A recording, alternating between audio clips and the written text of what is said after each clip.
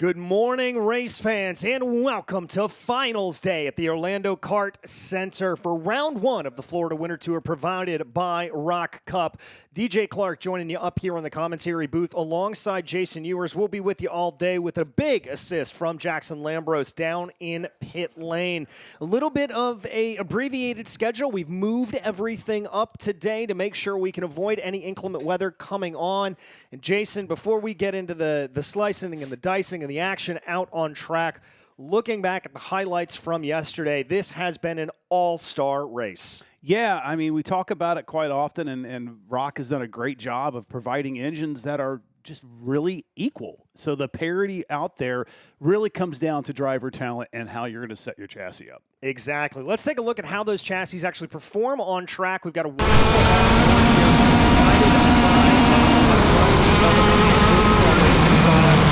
This starting out down into the junkyard turn 8, and then into one of the most famous overtaking opportunities on the track, turn 9. Yeah, that's where you're going to see most of your overtaking at. But then we also see a lot of over-unders here, which is great because you're coming off the right and you're going into a left up here, which brings in some great passing opportunities.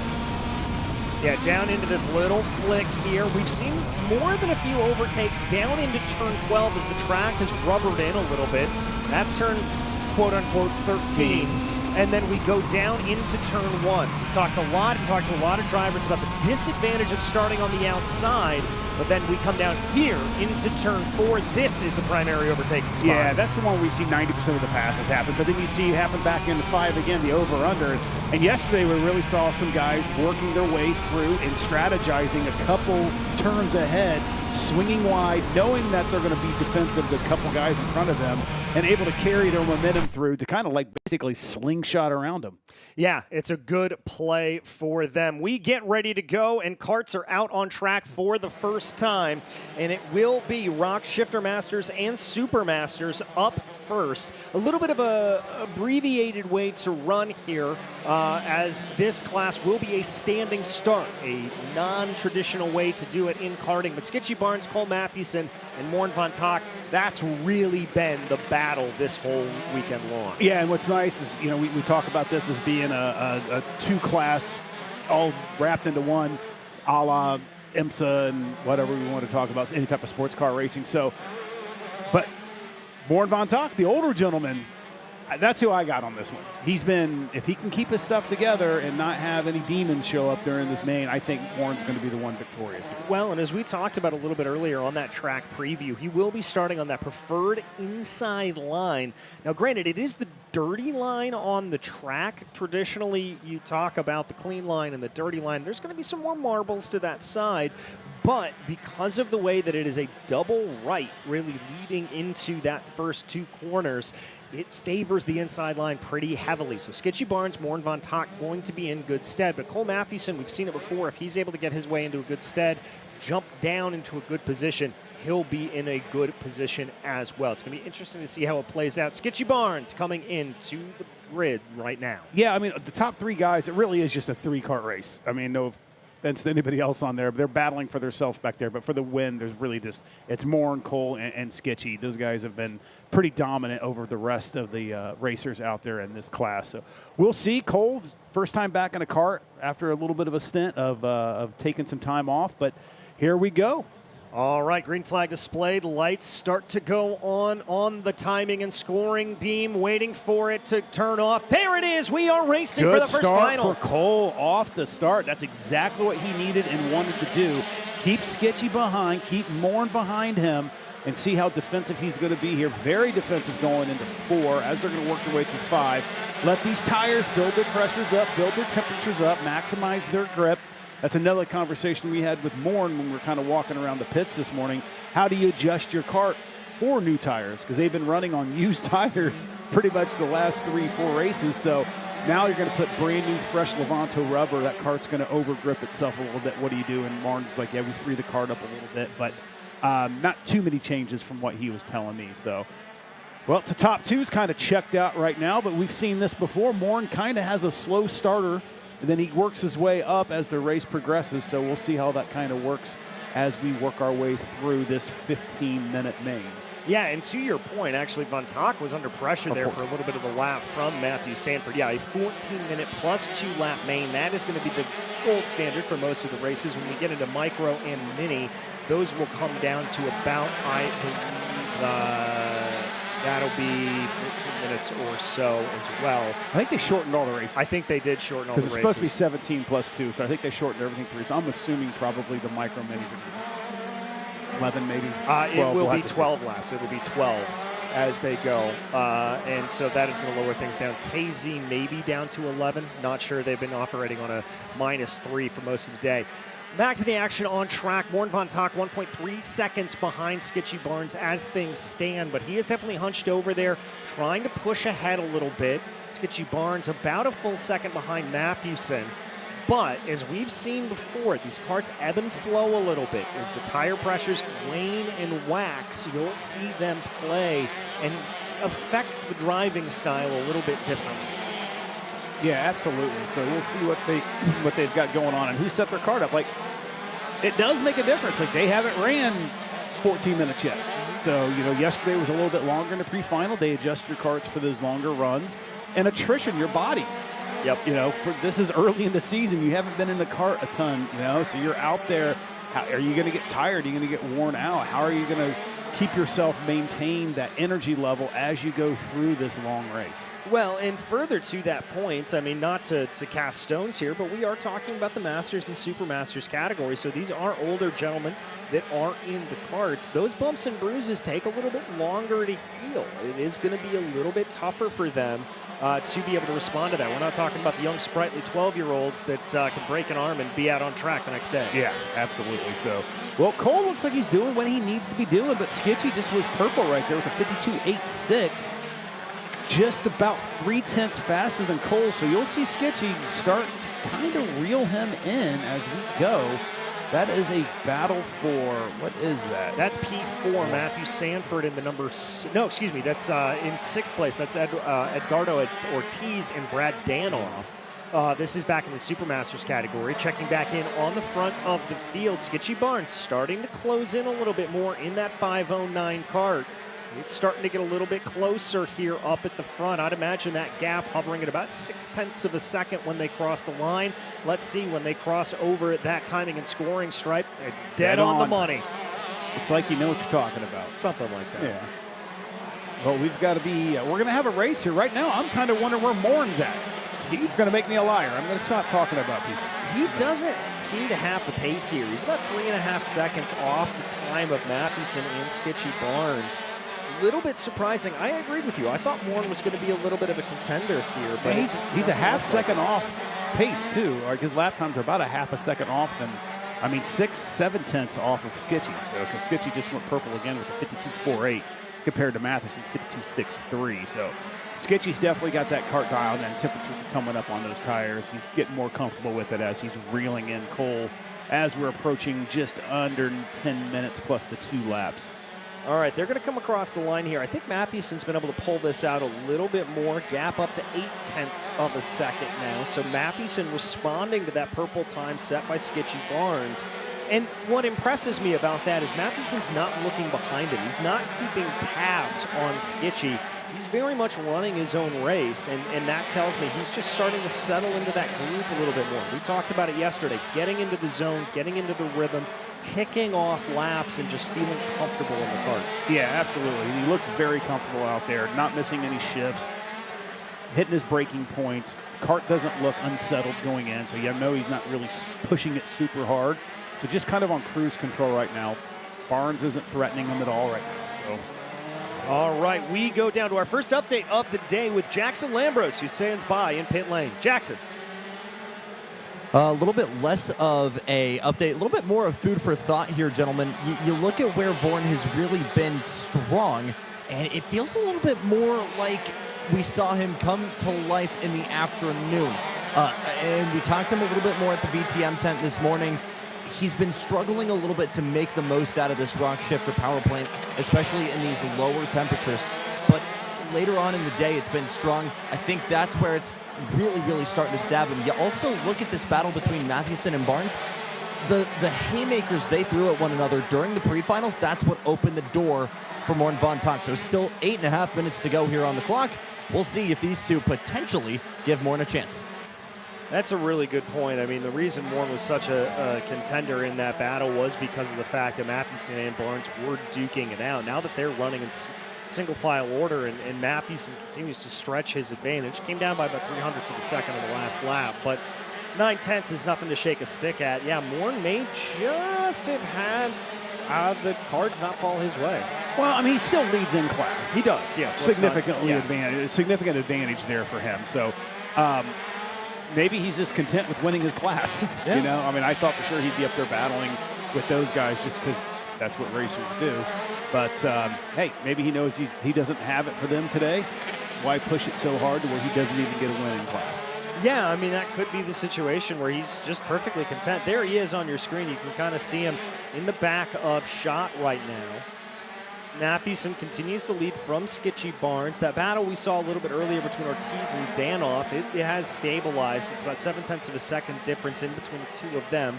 Under 7 minutes to go until we get that 2 laps to go mark for your drivers. Mathewson starting to lose a little bit of ground here.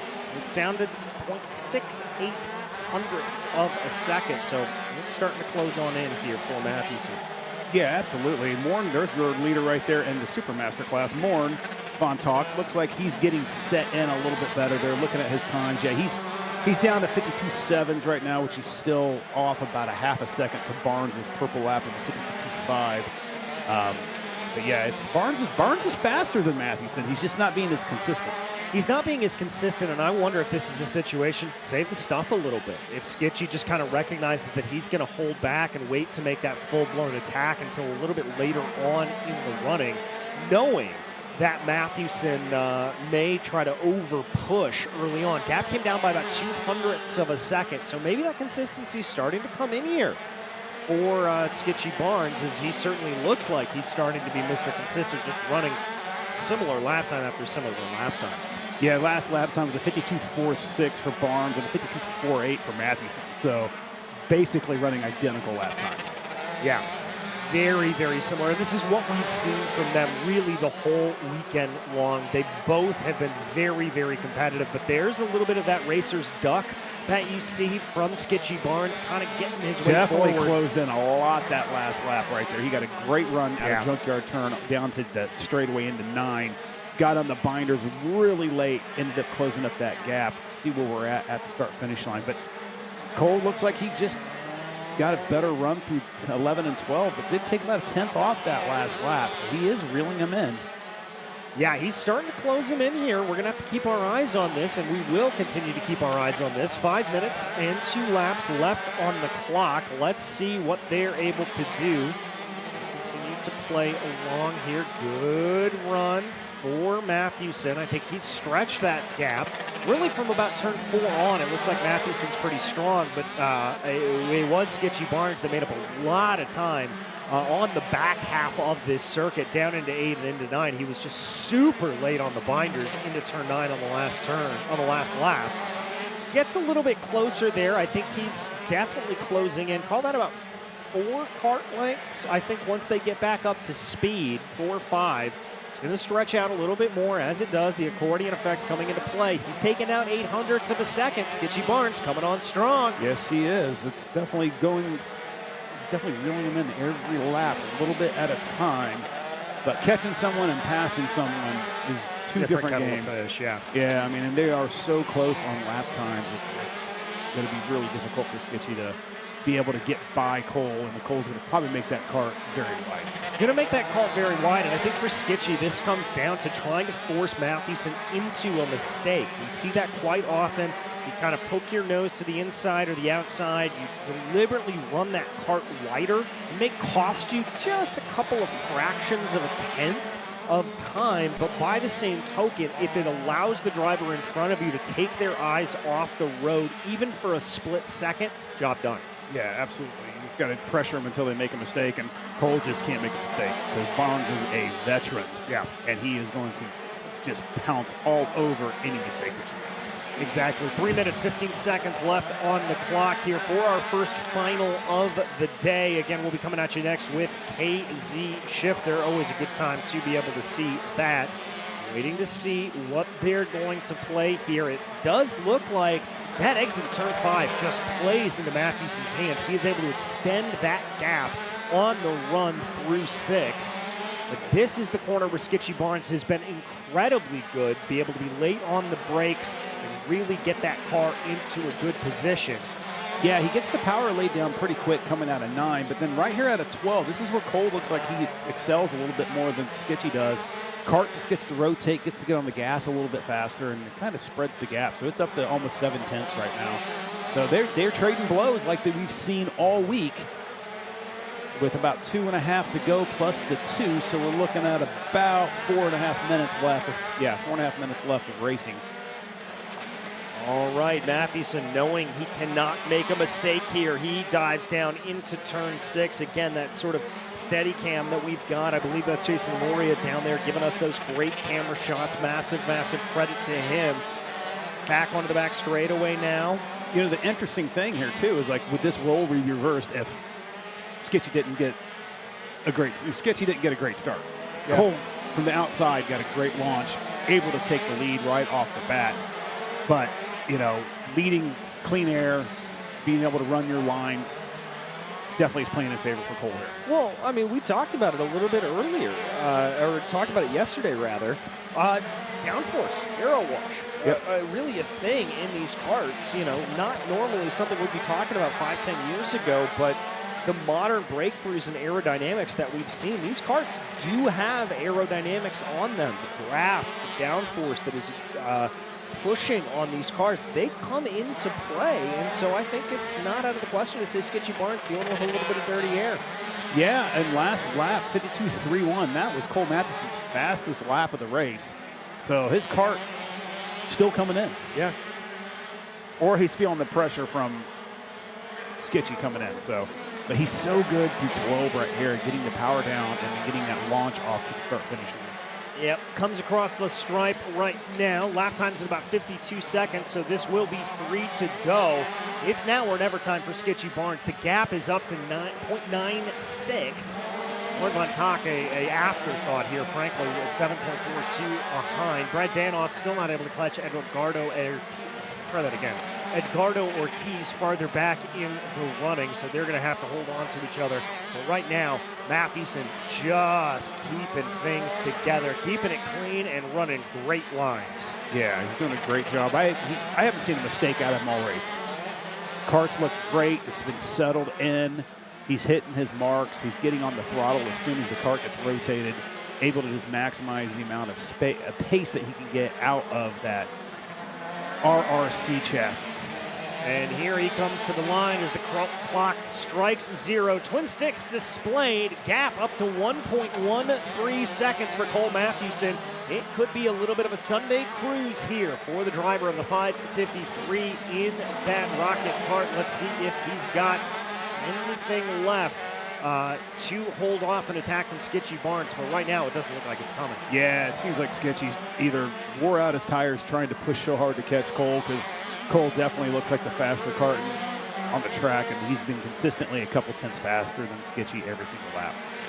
Yeah, he has. And at this point, I think unless Mathewson makes a mistake, this is pretty much his race to lose. But knock on wood if you are a fan of Cole Mathewson. Yeah, good for Cole. Like I said, this is just one of his first races back. He's been, I don't want to say retired, but, you know, family and all that kind of stuff happens, and took a step away from racing. You know, his dad is part owner of the RRC with Paul Elefante, so glad to see him bringing the shifter kart back to the RRC tent. Yep, and there you see Corey Eberhardt. That is going to put him a lap down, so he will continue on. Good gentlemanly way to get out of the way there. But Cole Mathewson down through turn 6 for the final time as the white flag has been displayed. The gap growing back to Skitchy Barnes as Mathewson continues to just be in control of this race. Down into turn 9 for the final time. This is Mathewson's race. It was from the drop of the green flag. He has looked absolutely unbeatable up the front of this field. comes through turn 12. Nice and clean line. He will take the kink of turn 13 in air quotes and come to the line. Fist pump into the air, and it's Cole Matthewson that takes victory. Flawless run for Cole. Yeah. Absolutely. Just, I didn't see the cart step out of line one time, and there's more in your in-class winner for the Supermasters. Yeah, I think Morton will be happy with that. I mean, obviously would like to have been fighting up for the overall win, but a win is a win. Great stuff here for Cole Matthewson. You can tell he's pumped. He's got two hands off the wheel. He is very, very excited. Yeah, so are we going to see some donuts here from Cole? I mean, I hope so. So happy. He's going to come on in. Yeah. Good run. Yeah, a very good run for Cole. There's Sketchy right there. Yep. There's your winner. The exhaustion on their faces, though, like the sweat. Look at Sketchy's just looks not real happy. No. I mean, it's got to be frustrating if you're Sketchy Barnes. You were, really, I think, hoping and thinking you were going to have a good run this time, and he just never quite looked like he had it. But there's that good sportsmanship, big high five as they go. And we are going to head down to Jackson Lambros, our man of the moment, who's going to catch up with some winners here down on the scales. Cole Matthewson getting some congratulations from the TV Kart driver of Matthew Sanford. And again, the return of Rocket Racing here on top in Shifter. Cole, I'll start with this. It's been back and forth with you and Sketchy all weekend long. What were the changes made overnight yesterday for this to even be a possibility for you? Sketchy and I have been so close all weekend. I got to give my hats off to him. We didn't make too many changes. The new tires suited our car better. I think I got a start. He had a good start. He had a little bit of a gap behind me. But then I just stayed consistent, tried to make as few mistakes as possible, and was able to come away with the win. Rocket Racing's first weekend here in a while in OKC. You're flying the flag for them in Shifter. You come out on top. Describe that emotion for me. Oh, I'm super happy. We've been training super hard all year. I can't thank Rocket enough. BDS, Jason Alden, my entire family, Renee Martinelli for working his butt off for me. I'm so happy. Congrats, Cole. Thanks, son. Guys. Thank you, Jackson. A very happy but very exhausted driver nonetheless. We head over, though. The racing action continues here from the Orlando Kart Center as we get ready for KZ Shifter class. They're headed out on track. Are getting the notification here. This will be 14 minutes of racing. And Morgado starting down in 5th position. I don't understand that. That might be a scoring issue. Yeah. Oh, that says okay. Okay, I'm like, wait a minute. No one's been around Morgado to get a penalty. Yeah, exactly. So that is, Morgado will more than likely come back in and get to that pole position where he has been, dare I say, his rightful place in line. As right now, that's going to be Morgado right there. Yeah, that is. And Karai should be. No, it's not Karai and Leclerc. That's Andreas. Andres, yeah, that's Andres there on the outside. All right. KZ Shifter class. This has been dominated by Mateus Morgado. Let's see if he's able to continue that domination. Green flag in the air. Lights starting to come on, and the lights go out. We are racing, and to the surprise of no one, Karai, no. Morgado is farther back in the field. I wonder if that's a weight issue, if we're having a transponder issue or something. He jumped 3 spots already. He's up into about 2nd or 3rd position. Yeah, but I don't understand why he is starting back there. Let me look at penalties from yesterday and see if there's anything that comes up. All right, we'll have to check that out. I wonder if that's maybe an overweight or underweight issue. Could be something there. Dominic Karai does lead for the moment. Yeah, he was had a disqualification for something in post-race tech, so not sure what that was. But needless to say, I'm sure he will find his way back up to the top. Well, he's already challenging the leader right here. I mean, started 5th, already making the push. Little bit of a bump and run there on the front straightaway. Go ahead and call it the lap of the gods. It's 5th to 1st in the matter of a single lap. It may not be raining and it may not be Donington Park, but impressive nonetheless. Yeah, I mean, we're not surprised. No.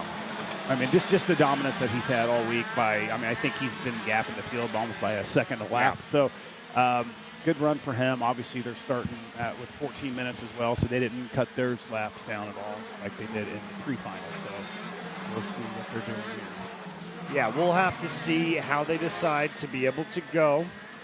Karai looking like he's in a relatively healthy position here. Has a gap of about 0.8 of a second. Meanwhile, farther back in the field, this is Joe Alves and Paulie Hart duking it out. Alves able to send the move in that 4:21. He'll move himself up into 5th position. That'll put Hart last on the field. So Alves now is going to set his eyes forward towards Christopher Guerin. No, excuse me, Guerin at the back of the field. Paulie Hart in 4th, Alves 5th.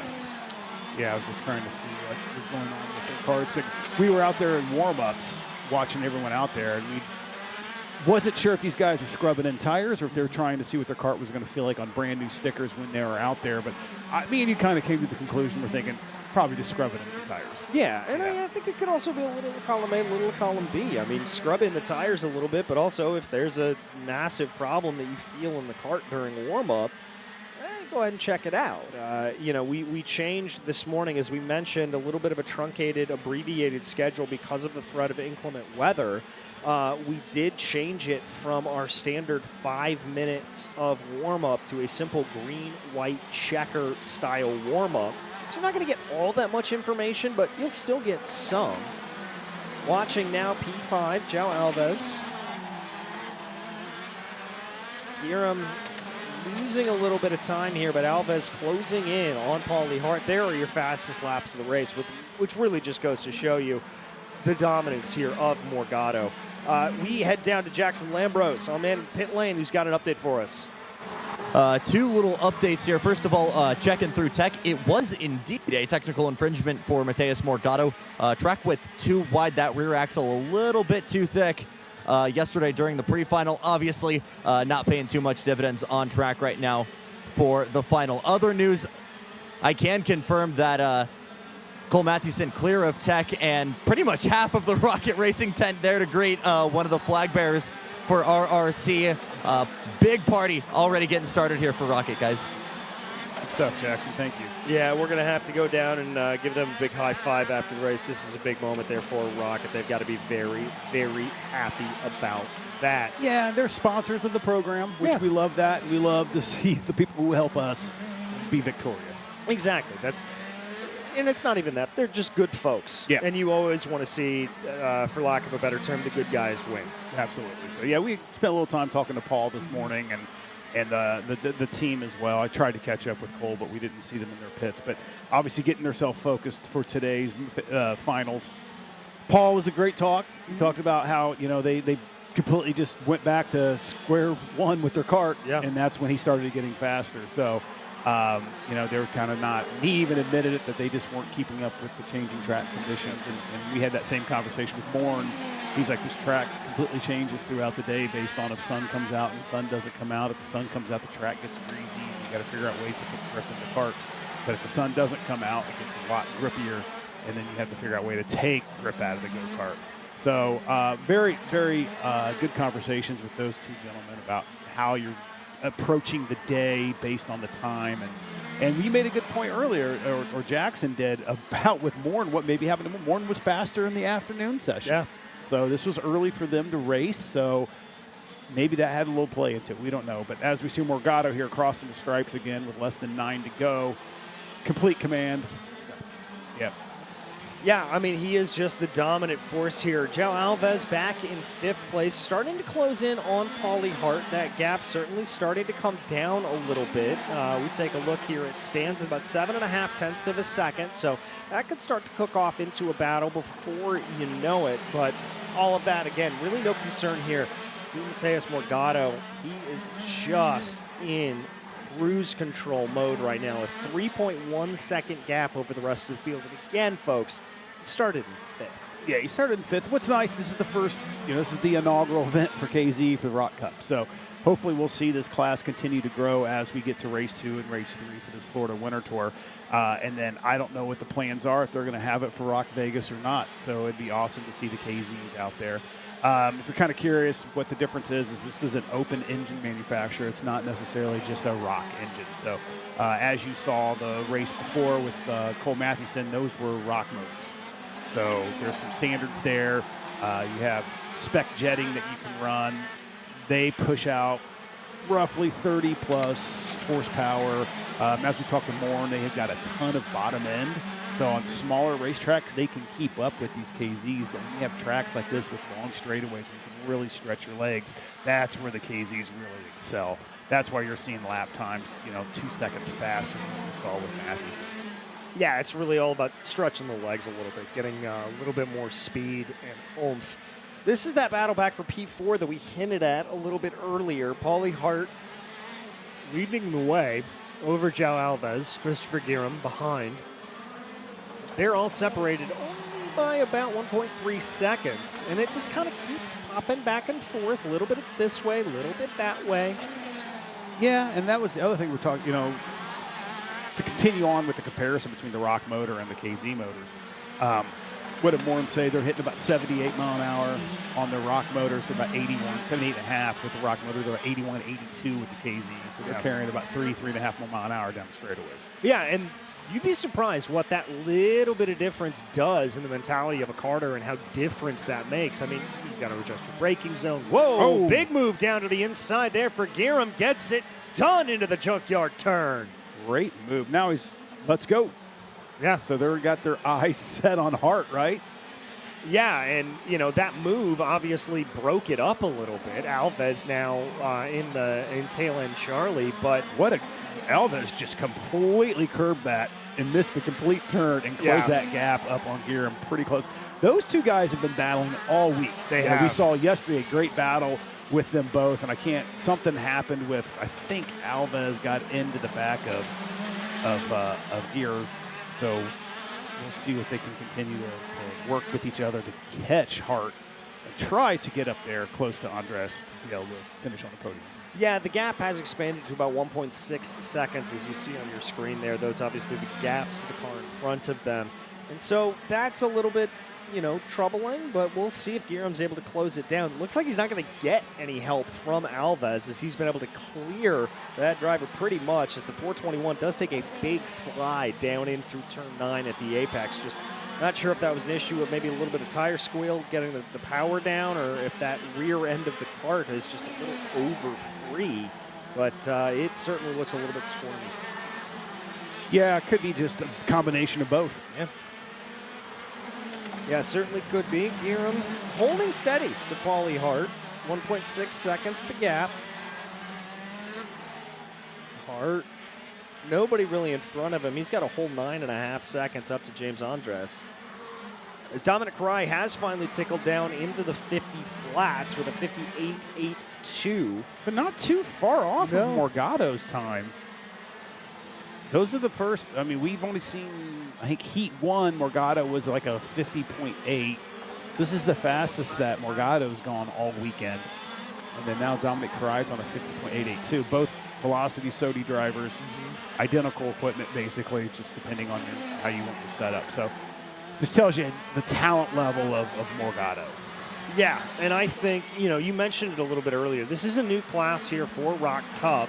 It's going to be very interesting to see when we come back here in about 3 weeks' time if this class grows and how this class grows, and if anybody's able to take the fight to Mateus Morgado. Yeah, I think we're going to see it. There's, TKG has a couple, they're here. They have a couple drivers that run the KZs. We talked to Sean Bailiff, and they just couldn't get engines quick enough. They just got done running the event in Texas. Their engines go back out to the builder to get ready for the next event there. They just couldn't get it back. And to be honest with you, I think that a lot of people just wasn't making a connection that we were running KZ. So I think seeing this out there and the word that'll be put out that, hey, ROK's running KZ, I think we're going to see a pretty good bump in entries in this class in round 2. Yeah, it'll be exciting to see. And again, we will be back here in about 3 weeks' time.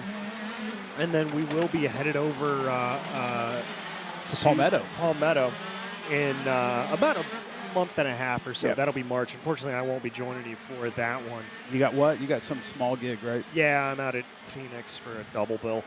So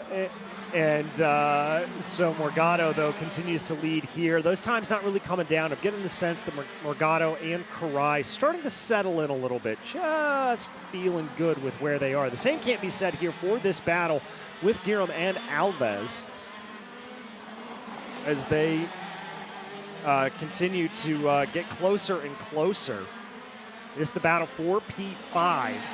Pretty staying the same gap. I mean, they're not.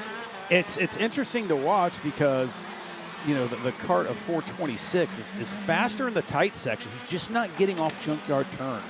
Great, and that's just allowing Hart to kind of just gap him just enough. And he's really good. The 421 is really, really good going through 10, 11, and 12. Yeah, and that's really, I think, what's keeping him in this fight. And I love this. Into turn 6, differing lines through there. You saw that kind of wider late apex approach from Giram, and Alves taking what I'd say is a little bit more of the traditional line, just hugging that inside line. But again, to your point, into turn 9, off of turn 8, Alves, very, very strong. Yeah, you watch Giram there, or you watch Alves there. He goes through, like I said, he takes way more curb than what Giram is, and that's allowing him to get through that so much faster. He's definitely closed the gap quite a bit right now. Let's go to the last lap times and see what's going on.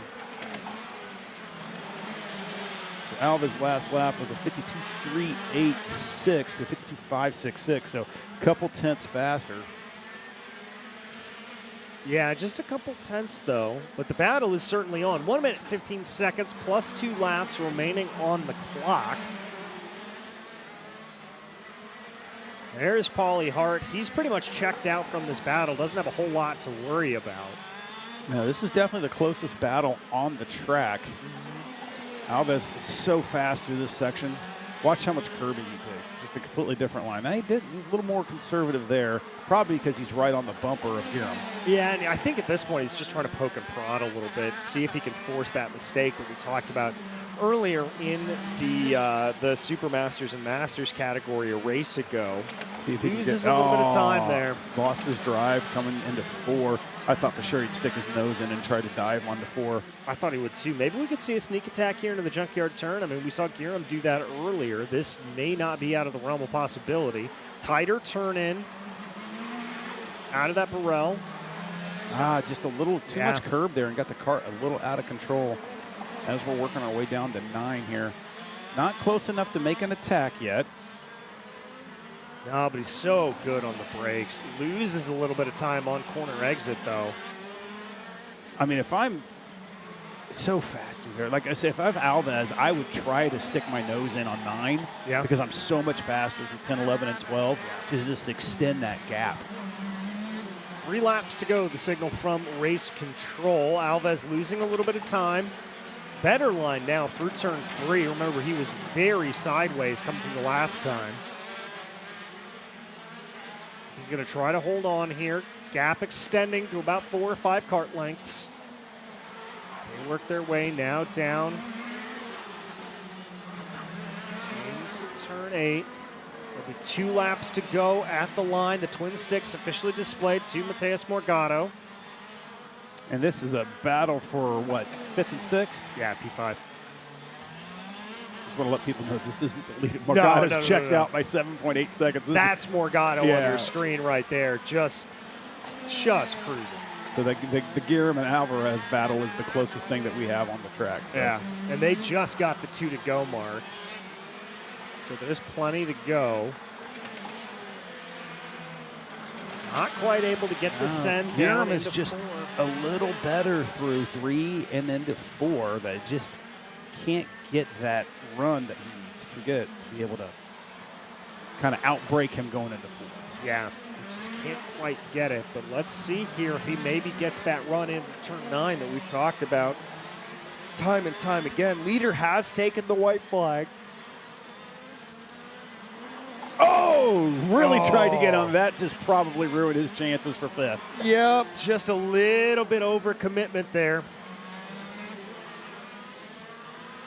As everybody Now, there is your race leader, Mateus Morgado. On that Velocity Sodi. Got that. He's new to the chassis brand, so definitely getting that thing dialed in. And, you know, what a great asset to have to your team with the experience, as like Jackson said, you know, single speed national winner, you know, shifter national winner, approaching the most wins of Florida Winter Tour, which probably by the end of it he will have them. Yeah. You know, over AJ Myers, but to be able to bring that experience level that he has to that team to really help develop, you know, their shifter program here in the States. And there it is, the face of a victorious winner. Really Morgado. unchallenged all weekend. Yeah.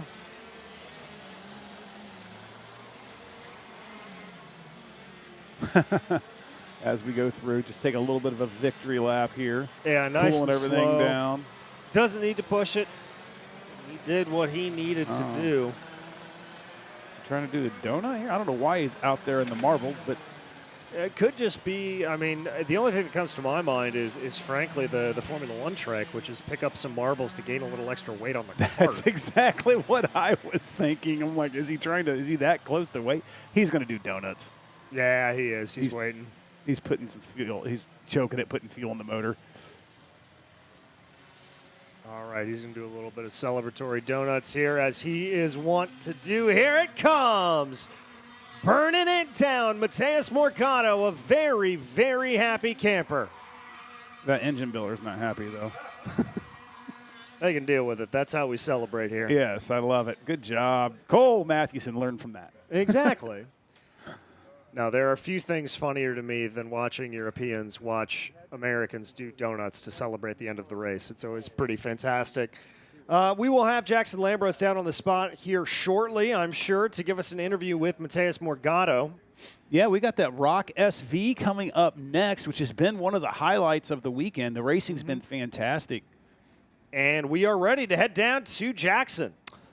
And celebrations underway here for Velocity Racing by Sodi. Congratulations from his competition, but Mateus Morgado simply a dynamo this week. And I'll let you push the cart here, my friend, and give you a second, but we'll walk and talk here. It's all good.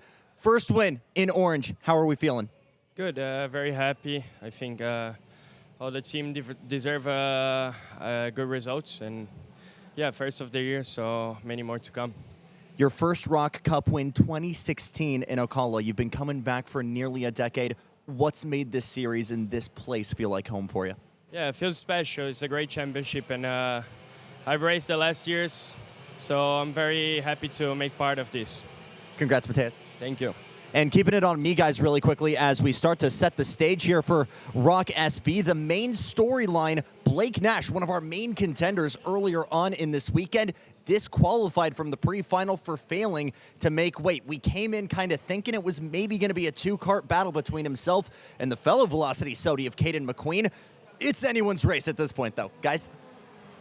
Yeah, that is a huge, huge change up at the front of the field. Really going to leave things open. But in this final, Caden McQueen, Chase Gassiet-Lee, Enzo Vitamontine, really got to look at them as the top three. Alan Isambard, another one that I would put into that mix. And don't count out on Andre Nicastro in fourth place as well. The big question here, so if you're not familiar with the SV engine was brought in at ROK Vegas. It's a new engine package by ROK, and they do a lottery system. So you don't get, it's not your engine. So ROK hands you an engine every single day. You got to return it that night, and you get a different engine the next day. This is the first time these guys went on that green-white checkered in practice. That was the first time they were on this new engine package that they had today. So it's going to be interesting to see how it plays out. You know, what we've heard from Caden and the other drivers, like, all the engines feel the same. So hats off to ROK for being able to prepare engines that are just as equal as the next guys next to you. So as we get to the green here, let's see what Caden McQueen can do. If he can get that jump going to that right, cut over right there. Gassiet-Lee trying to be able to hold off Vitamontine down for P2. McQueen gets away cleanly, as does the rest of the field. And it does look like Gassiet-Lee's able to do it. Blake Nash off wide in the back, trying to make some moves. Just got pushed out. Yeah, unfortunate there for Blake. He's still got a lot of work to do to try to climb his way back through the field. There you see this 20-plus Kart grid work their way now down through turn 6. Couple of little side-by-side moments. Gassi Lee, I think, was able to hold on to P2 there. Vito Montine, I believe, in third right now. Vito Montine trying to make that look onto Gassi Lee in the 395, and he's got it. That's Vito Montine into second place. Gassi Lee third. Yeah, McQueen's looking really good early into this race right now. Let's see if Gassi and Montaigne can sit there and work together to see if they can get themselves pushed up there on that rear bumper of McQueen as we approach 13 minutes. Alan Isambard up one position, as was Davin Roberts. Two standout names from the pre-finals and the heats, but it's a 3-kart breakaway. Make that a move down to the inside for Isambard. He's able to get it done on Nicastro, and that means that he is in 4th place and is going to set his eyes on this 3-kart breakaway at the front of the field. Yeah, it looks like we've got a couple trios right there. We'll see if they can end up. If the battle in the front starts happening, we see it all the time. You know, McQueen's not being very defensive here, but right there, he's kind of in the middle of the track. We have a 3-kart drag race going into 9, and it looks like Gassi Lee is going to take the lead. And there is... That was the 313 coming down into the pits. I'll get that number here for you in a second. That's Carmelo Peccia. All right, so a problem there for him. But, yeah, you said it. That means Isambard is up into this battle. He is now in third. Gassi Lee leads. Vito Montine in second. Isambard, McQueen, Nicastro, and Roberts, your top 6. It's going to extend back through them. Edgar Rodriguez about 1.5 seconds behind them. 6-kart breakaway up the front of the field. All right, Blake Nash is up to 17th right now. Keeping an eye on him. Yeah, we'll keep our eyes on him and how he does over the course of the running. Another triplet behind as we go down to Jackson Lambers, who's got an update for us. And pretty much the moment the camera cut away, the 313 CS55 of Cameron dragging the rear bumper. Seen that actually a shocking number of times so far this weekend. A handful of reasons that could happen, but mainly contact for another car, sometimes running a little bit too much curb. Regardless, stay done there for Cameron. Guys? Unfortunate there for him, but fortunate for us. We've got quite a battle up at the front of this field. Vito Montine and Gassi Lee right now duking it out for P1. Isambard holding on. Nicastro moving on in. Caden McQueen still runs 5th, but this is all kind of jumbled right there. Yeah. I was not expecting that. Was that McQueen? That was McQueen on nice Nicastro. Move by McQueen. Yes, absolutely. It's a spot we don't see a lot of passing going on because you come into an immediate left afterwards, but McQueen made that stick as we're approaching. But as I'm looking at here, man, that's hats off to Gassi Lee running that Binnick chassis, which is newer to the full-size chassis. You know, we've heard of Binnick and the cadet karts, pretty dominant in the cadet kart classes. Good to see them actually bringing a senior kart out and doing very well. But Gassi Lee explained and talked about that being a new kart and kind of learning what the changes do with that chassis and just kind of learning karting all over again for him. Yeah, nice move by Alan Isambard down into turn 9 on Vito Montine. That was a nice little pass. That'll move him up into P2. Nicastro still holds on in P4. Caden McQueen in 5th at the moment. No, excuse me. McQueen 4th, Nicastro 5th. They now work their way through turn 3. Are we going to see any moves? You may see one from Vito Montine, but that's going to be Isambard covering off the inside. Big move around, hold around the out for Davin Roberts. Blake Nash is on a run. Purple with a 54.576, up to 11th already. With the way that the front guys are battling, I will not be surprised in the next about 5 minutes if Blake's not going to be up there with him. He is a man on a mission right now. Yeah, he certainly is. But I'll tell you what, Gassi Lee may know that's coming. Here comes Nicastro. Good move to the back there. Excuse me, that is the 395. That's Vito Montine moving his way back forward. You can actually see Blake in the camera shot now. So that is an incredible run for that Nash Motorsports, coming from almost dead last right now in a stacked field. Really impressive, but the battling here between Nicastro and Vito Montine has allowed for Isambard and Gassi Lee to kind of escape up at the front of the field. There's your two leaders on your screen. Yeah, we talk about this quite a bit. If those two guys, you know, if Isambard isn't going to attack McQueen and just stay behind him, or Gassi Lee, just stay behind him, let's check out, because those guys behind him are going to be battling. All right, let's see. There's at the Nash. line, Blake Nash is 10th now, up 14 spots. Excuse me, that was Sangara that we saw on your screen. Yeah, the 364 of the cotton candy color, like Jackson likes to call it, of the Nash. Nash, the RPGs, the Cotton Candy. Nash is the blue livery, but he is the 364. So keep an eye on him sitting back in 10th spot. Let's see who is gone purple right now with the best lap time. Wyatt Downing was, but no, your leader, Chase Gassioli, with the 54.385 has gone purple. Nash up into the top 10. He runs 9th at the moment. So Gassioli continues to lead right now. Starting to gaggle back up through. Nash just making moves through the field. Yeah, it's good to see. You know, I hate to see someone get disqualified for weight. That's such a hard thing to get DQ'd from. You've been weighing all weekend long. Like, we didn't change anything on the cart. What happened? So, you know, probably should have ate a hamburger or something before he went out. Nicastro right now starting to get a little bit of a gap between himself and Caden McQueen. Blake goes for another move right there. That's going to put him up to 8th. And that's on his teammate, Levi Sangara. I think he may be up at 7th at this point. Could be. And he's just chasing down those leaders. Like, yeah. It's going to be a matter of time before Gassioli has to start defending. And you know what happens every time we see that happen. Just stacks that field up. And Blake is coming on like a freight train. Yeah, he is coming on like a train with a full head of steam here, yeah, up into 7th. Yep. Vito Montine is his next target. That's going to be 1.2 up the road. Vito Montine and Davin Roberts not looking like they're fighting at the moment. We are seeing some breakaways here. Gassioli and Isambard, we've talked about already. Nicastro kind of in an island unto himself. Then McQueen, Roberts, and Vito Montine running a little bit more spaced out than we've seen. I'd argue that Roberts is a little bit closer to McQueen than anybody else, but Nash then runs 7th. That's the next driver to keep an eye on. Yeah, I'm sitting there watching McQueen. He's not real happy with his motor. He's been finicking with the needles quite a bit right now. As you can see, he's not making that dominant run like we've seen him through the other heats that we saw throughout the weekend. So we'll see if he can get that motor dialed in. Might be running a little too hot, might be running just a little too cold. I don't know. It'll be good information to find out later, but he has been working those needles. There's your move in the 4.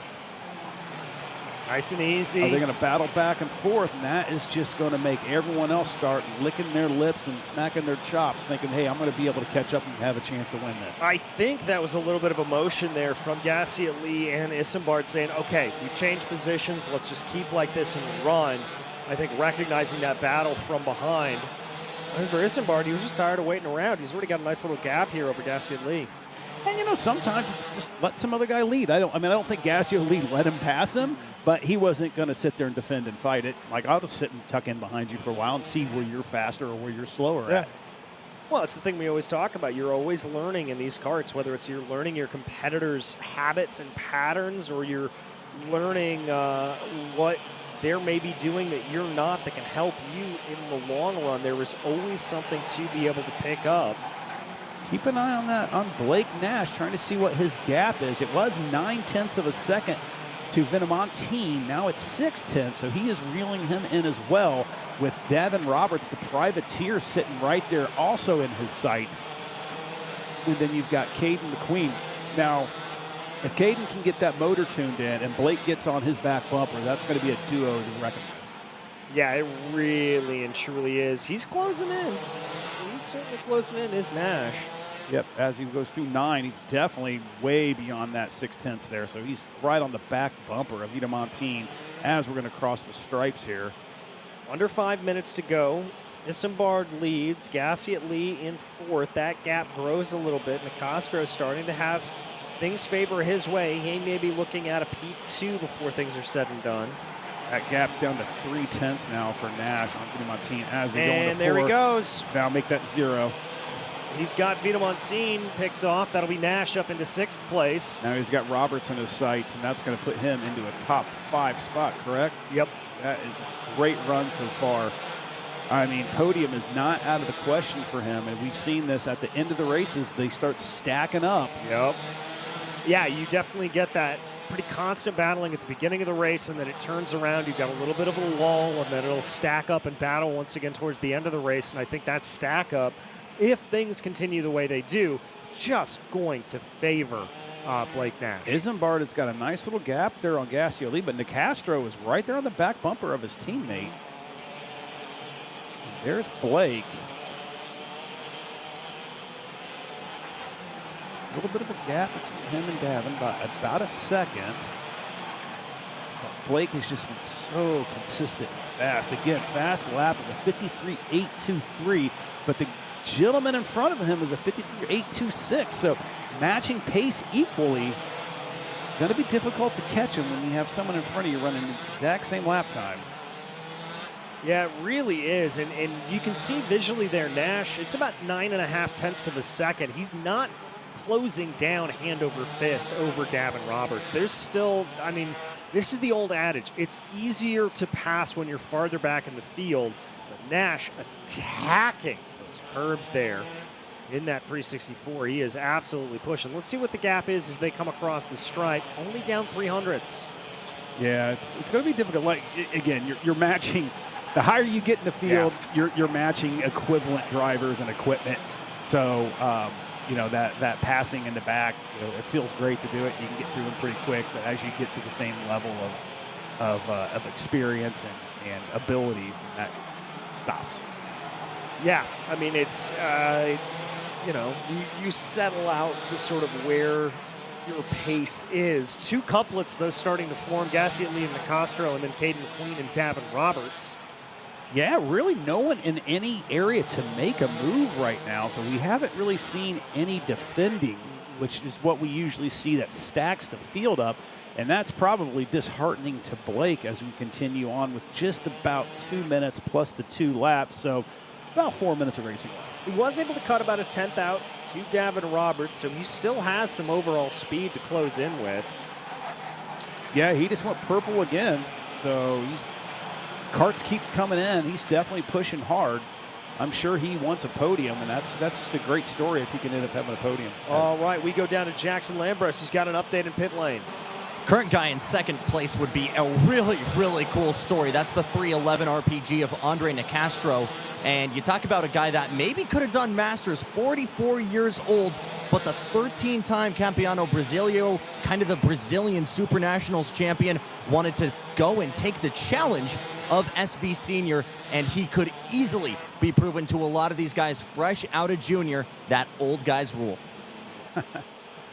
Yes, we do rule. Yeah, there you go. No, that'd be a great story there if Andre is able to do that. Davin Roberts, by the way, Chase Gassi falling back through the field. Kind of had a little bit of a train run there. Yeah, and that just kind of helped Blake catch up and really reduce that gap to less than 0.4 of a second now.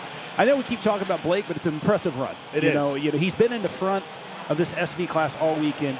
To be able to get disqualified in a pre-final because of weight to put you in the back of the field. We knew he was going to make a run through, but I'm really kind of shocked at how fast he did it. Yeah, me too. I would have expected a top 10. I think a top 5 I would have been a little bit skeptical at if you told me that before the race started. But he's on, and he's in. He is in top 5, muscles his way past Chase Gassi at Lee. That is a top 5, dead last to 5th for Blake Nash. He's not done yet. There's plenty of time left, and blocking is going to start coming into equation here. So maybe not with the gaps that I see between everybody there, but good run for Blake, good run for Nash Motorsports. Yeah, very, very good run. Here as they continue on right now. Waiting to see if there's going to be any more attacks coming out. Nicastro doing a great job here. I mean, as Jackson said, one of the older guys in the field, to be able to be running P2 with, frankly, a lot of these young guns. And no commentary on, as Jackson said, old guys who rule, but you just enter into that problem where you are older, your reaction times naturally get slower. And so it becomes harder and harder to compete with these young drivers on a competitive level, making this all the more impressive for Andre. Yeah, I didn't know that was the that gives old guys hope. Yeah, but exactly. A lot of it doesn't. It's not necessarily the reaction time; it's the bodybuilding. That too. You can't compete with a 15-year-old kid who weighs 120 pounds. It's so difficult to do that. All right, a little bit of a look there for Caden McQueen. We go back down again to Jackson Lambros. We've got a couple of old guys in this field as well. Charlie Fonseca, your winner in VLR Masters with RPG as well. I believe did do double duty in SV Pro at Vegas as well. I think he had a top 10 in Heat 2. Heat 3, that's where we saw that nacelle pretty much blind him, go flying up like the hood of a car, and unfortunately since then has been on the back foot. But again, you look at the appeal across age groups right now. A lot of people looking at promise in SV Pro because with equal footing, equal machinery, feel like they've got a shot. White flag in the air and game on here for Caden McQueen. He is fighting all over the back of Andre Nicastro. Davin Roberts looking in hungrily as well. Blake Nash maybe a little bit too far back. Super defensive line for Nicastro. Cut back for Caden McQueen. He's trying to take that second position away from the Brazilian. It's not going to play out there through turn 5, but McQueen looking to the outside of 6. He's not going to give up the ghost quite yet. Davin Roberts not able to poke his nose in. Yeah, McQueen better watch out making those swinging moves through because that's going to allow Devin Roberts to sit there and just poke his nose in and keep McQueen hung out to dry, as we see an over-under, all over-unders right there. Great move on the middle from McQueen. Going to drop, and here comes Blake with a run. McQueen makes a defensive move right there, but not enough, so that puts Blake up to 4th. And that's going to be Nicastro. Now Roberts trying to be able to fight him. We're going to have a drag race to the line between the two. It's a big win for Alan Isambard. It's a big second for Nicastro, and Davin Roberts takes P3 Nash all the way to 4. Almost a podium from last to unbelievable. Last to 4th. Good run for Blake. Great run for Isambard. Got around Gassioli. Those two kind of checked out at the beginning of the race, and no one really had anything for Isambard as they made that race look very easy. Yeah, they really and truly did. And there's Blake picking up some marbles on the outside, making sure he's not going to go underweight. Yeah. That's exactly what he's doing. He's even getting some grass on it. Yeah, like, okay. That's a smart boy right there. So good heads up from Blake Nash, but a great run here from Nicastro. Just absolutely incredible. Really, really good stuff there from him. We see everybody popping out on the scale line. It's going to be a good day for Alan Isambard, and it sounds like Jackson Lambros is ready down in pit lane. First win for Alan Isambard since Stars' King of the Castle event that was in June of last year, and again, sidelined so long with a handful of mechanical issue, well, with physical issues after ROK Vegas. But the wait has finally ended for him to be back on track, and in his first time back on track, he's a winner in SV Pro. And Alan, it's good to be back, right? Yeah, it's good. Man, a hard week. Struggled a lot. I mean, of course, with the DQ in the first heat, we were pretty far, guaranteed in the pre-final, and yeah, I had a lot of work. I mean, we worked a lot with the setup. I think we didn't do 2 sessions with the same setup on the go-kart, so finally found something in the warm-up, sticked with it, and it was good. You came into the end of 2025 looking really strong with Rocket. You got sidelined during practice. Returning to karting as a whole, was this an outcome you even thought was possible this weekend? Yeah, I mean, you know, we expected to win at ROK Vegas. We were the fastest all of Wednesday in the VLR as well as the SV before I hurt my ribs. But I mean, you know, if I'm here, if we come to win. Congrats, Alan. Thank you, guys. All right, thank you, Jackson. We're going to take a quick break away from you here as we've got some kart cleanup to be able to do, but we'll be back with ROK Jr. presented by Rocket Racing.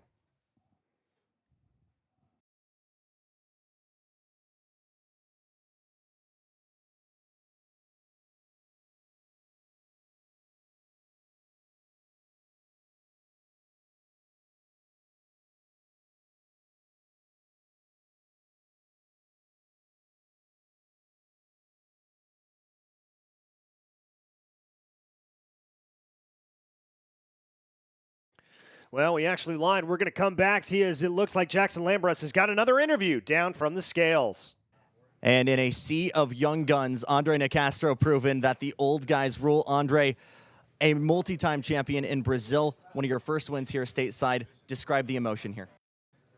I'm so happy because young guys and very good young guys, very good drivers, and for me it's a pleasure. We're 44 years old, race with them, and I want to say thanks to RPG team and OTK USA for all the support to the weekend, my mechanic, and all the Brazilians here to torcendo por mim. Congrats, Andre. Thank you. Guys. All right, thank you, Jackson. We'll stay here with you as we do have karts headed out on track. It looks like it is going to be ROK Jr. presented by Rocket Racing Engines. Very happy to be able to have them as a sponsor on board. There you can see the bug on the screen as karts come across the line to reset. And we've got a good battle at the front of this field. Katowski, Bergman, Murphy. That's who I've got my eyes on. Yeah, they've been battling back and forth all weekend. Nico seems to be coming on strong from heat 2, heat 3 into the pre-final. But Bergman's been there trading punches with them all weekend long. Murphy's also been sitting there. Didn't have the best pre-final, but maybe they made a change they thought would work and didn't work on that kart and kind of went back to where baseline where he was the fastest at. But as we're working in, Nico Urbezo, same thing. I think Nico got a little banged up, right? Is that what Jackson was telling us? And one of the races, a lot of these kids are playing double duty. So, they're running the VLR Junior as well as this GP Junior class. So, opportunity to get banged up in 2 classes, I guess. Yeah, exactly. It reminds me of an interview I gave last year where they said, I race a lot, so I crash a lot. Yeah. Kyle Larson. Yeah, exactly. But I wasn't going to name drop on that. That's a good one to name drop on. Yeah, that's fair. But they're going to line up onto the starting grid here at this point. Everybody keeping it nice and slow for these ROK Juniors. Katowski and Bergman up in the front row here. Actually, Bergman, I think, starting third. It's Murphy that may be there. As we get going, Tristan Murphy, Nico Katowski in the front row. And it looks like they're going to be able to pull away. Bergman is going to slot into what looks like second place as Murphy will lead into the first corner. Here they go, now working their way into turn 5. Everything nice and cleanly through. We see the 220 there on your screen. That's a Skoda. Trying to be able to hold on as much as possible up at the front of the field. It does look like it's going to be that 3-kart breakaway with Murphy, Katowski, and Bergman. I think Katowski's got the lead. He might. I think Murphy got to the timing and scoring line first, and that's why it's reading him first, but Nico actually beat him to the first corner. We'll know for sure when they come across the timing and scoring stripe. Yes, it is going to be Katowski up front. Bergman is third. I just got to look at the kart number in the back. Big move up into the inside into turn number 12. That was mega for the 238 of Nico Urbezo. I think that was a move on Arthur Cordero. No, excuse me, that was a move on Achilles Sapirko. As now they come through turns 1 and 2 once again. It's Katowski, it's Bergman, it's Murphy with 1.3 second gap over Cordero. Yeah, long race for these juniors, so they got to sit there, get settled in, try to save your equipment as you're working through this 14-minute +2 race.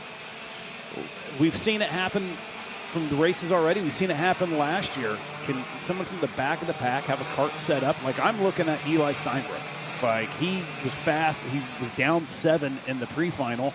Kind of caught me off guard a little bit. He had a good qualifying run. He's been up there in the pre-finals or in the heats. Just didn't have the best pre-final. Started in the back. Guy to keep an eye on is right there, that 225 of Eli Steinbrook. Yeah, another guy to keep an eye on here is this little battle we've got going on your screen. Some good stuff there. That was the 208 of Sapirko. Now we check back. This is Tristan Murphy under attack here from Josh Bergman. Those two have switched around with Murphy being able to make the move into turn 1. And they don't be careful. Katowski's just going to check out to a distance that they're not going to be able to catch him. Yeah, they've got to be very, very careful. If it gets too feisty too early, you are right. Katowski will check out. We've seen him do it before. He will do it. So he's got to be careful of that, and I would not be surprised if we see Bergman and Murphy start to work together a little bit. As we look right there, I mean, Katowski is checking out. He is moving up through the field. Yeah, he's going to make it really difficult for Bergman and Murphy to catch him.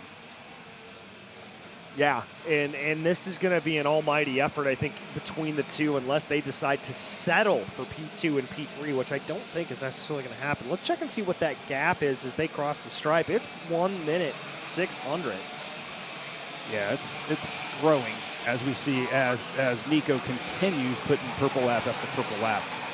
So these guys just got to get themselves working together. 2 karts are faster than 1. We know that. But right now, Murphy and Bergman got a little bit of a gap themselves on them within each other. So not much of a draft advantage to play on with those two. But let's see what that gap is as we go. Is Bergman falling off a little bit, or is Murphy's car picking up? Could be a little bit of column A, could be a little bit of column B, could be a little bit of both. We're not sure. We will have to diagnose and keep an eye on things as the battles continue on here. About 10.5 minutes left to go. 14 plus 2 the total time here on track. And there's that. I'm just looking at this. Eli Steinbrook up 5 spots, up to that 7th spot, that 225. As expected, you know, sometimes you just miss a setup and you pay for it. Unfortunately, it was in a pre-qualifier, but, you know, he's making his way back up through the field, see if he can join the group to do anything to catch Katowski. Well, he just moved up into P6 over Arthur Cordero. That was the battle that you saw on your screen into turn 1. So good heads up there from Steinbrook. He'll move up into P6, about a second behind Achilles Sapirko. Yeah, let's look at their lap times here. You've got Orbezo on a, or Sapirko on a 55.77, and you have Steinbrook on a 55.56. So 2/10. Yeah. And that is with Steinbrook being held up, I would imagine, behind Cordero. Yeah, we'll see what happens with some fresh, clean track ahead of him. Yeah.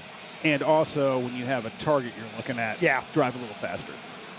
Yeah, I know you've said before you like to have that rabbit out in front of you to really close down on. Yeah, it just gives you something to chase. I guess it's because I just never led enough in my life, so I just don't know how to be in open air. And the truth comes out. Katowski's just still 1.12, slightly faster than Murphy. But what's surprising me is that gap that Murphy is making over Bergman. And is that allowing Orbezo to close in on Bergman? We haven't seen this. Like, these kids have been so close battling all week that this is very new to us to watch them equally gapped out. Well, and not even that. With Josh Bergman in particular, that 222 cart has looked like it is stronger in the early stages of the race. And dare I say, almost overdriving it early on, and it seemed that that's what happened with Bergman, that he would get a little over-aggressive and it would fade as the race went along. Now, maybe the team took a little bit of a swing at it and set it up for the long term, and Josh has adapted his driving style to kind of counter that problem he's been experiencing.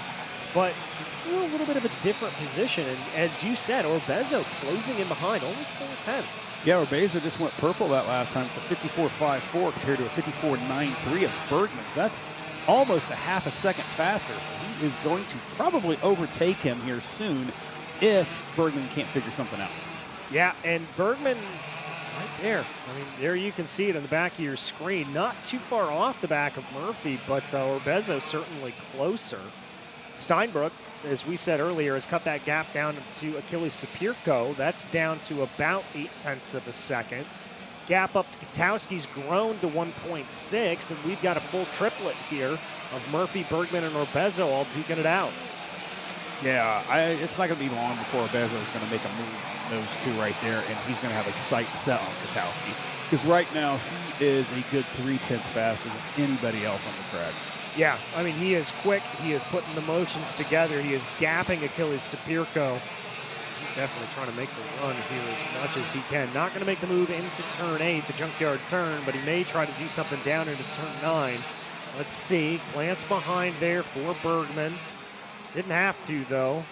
That Tony kart's going to stay where it is for now.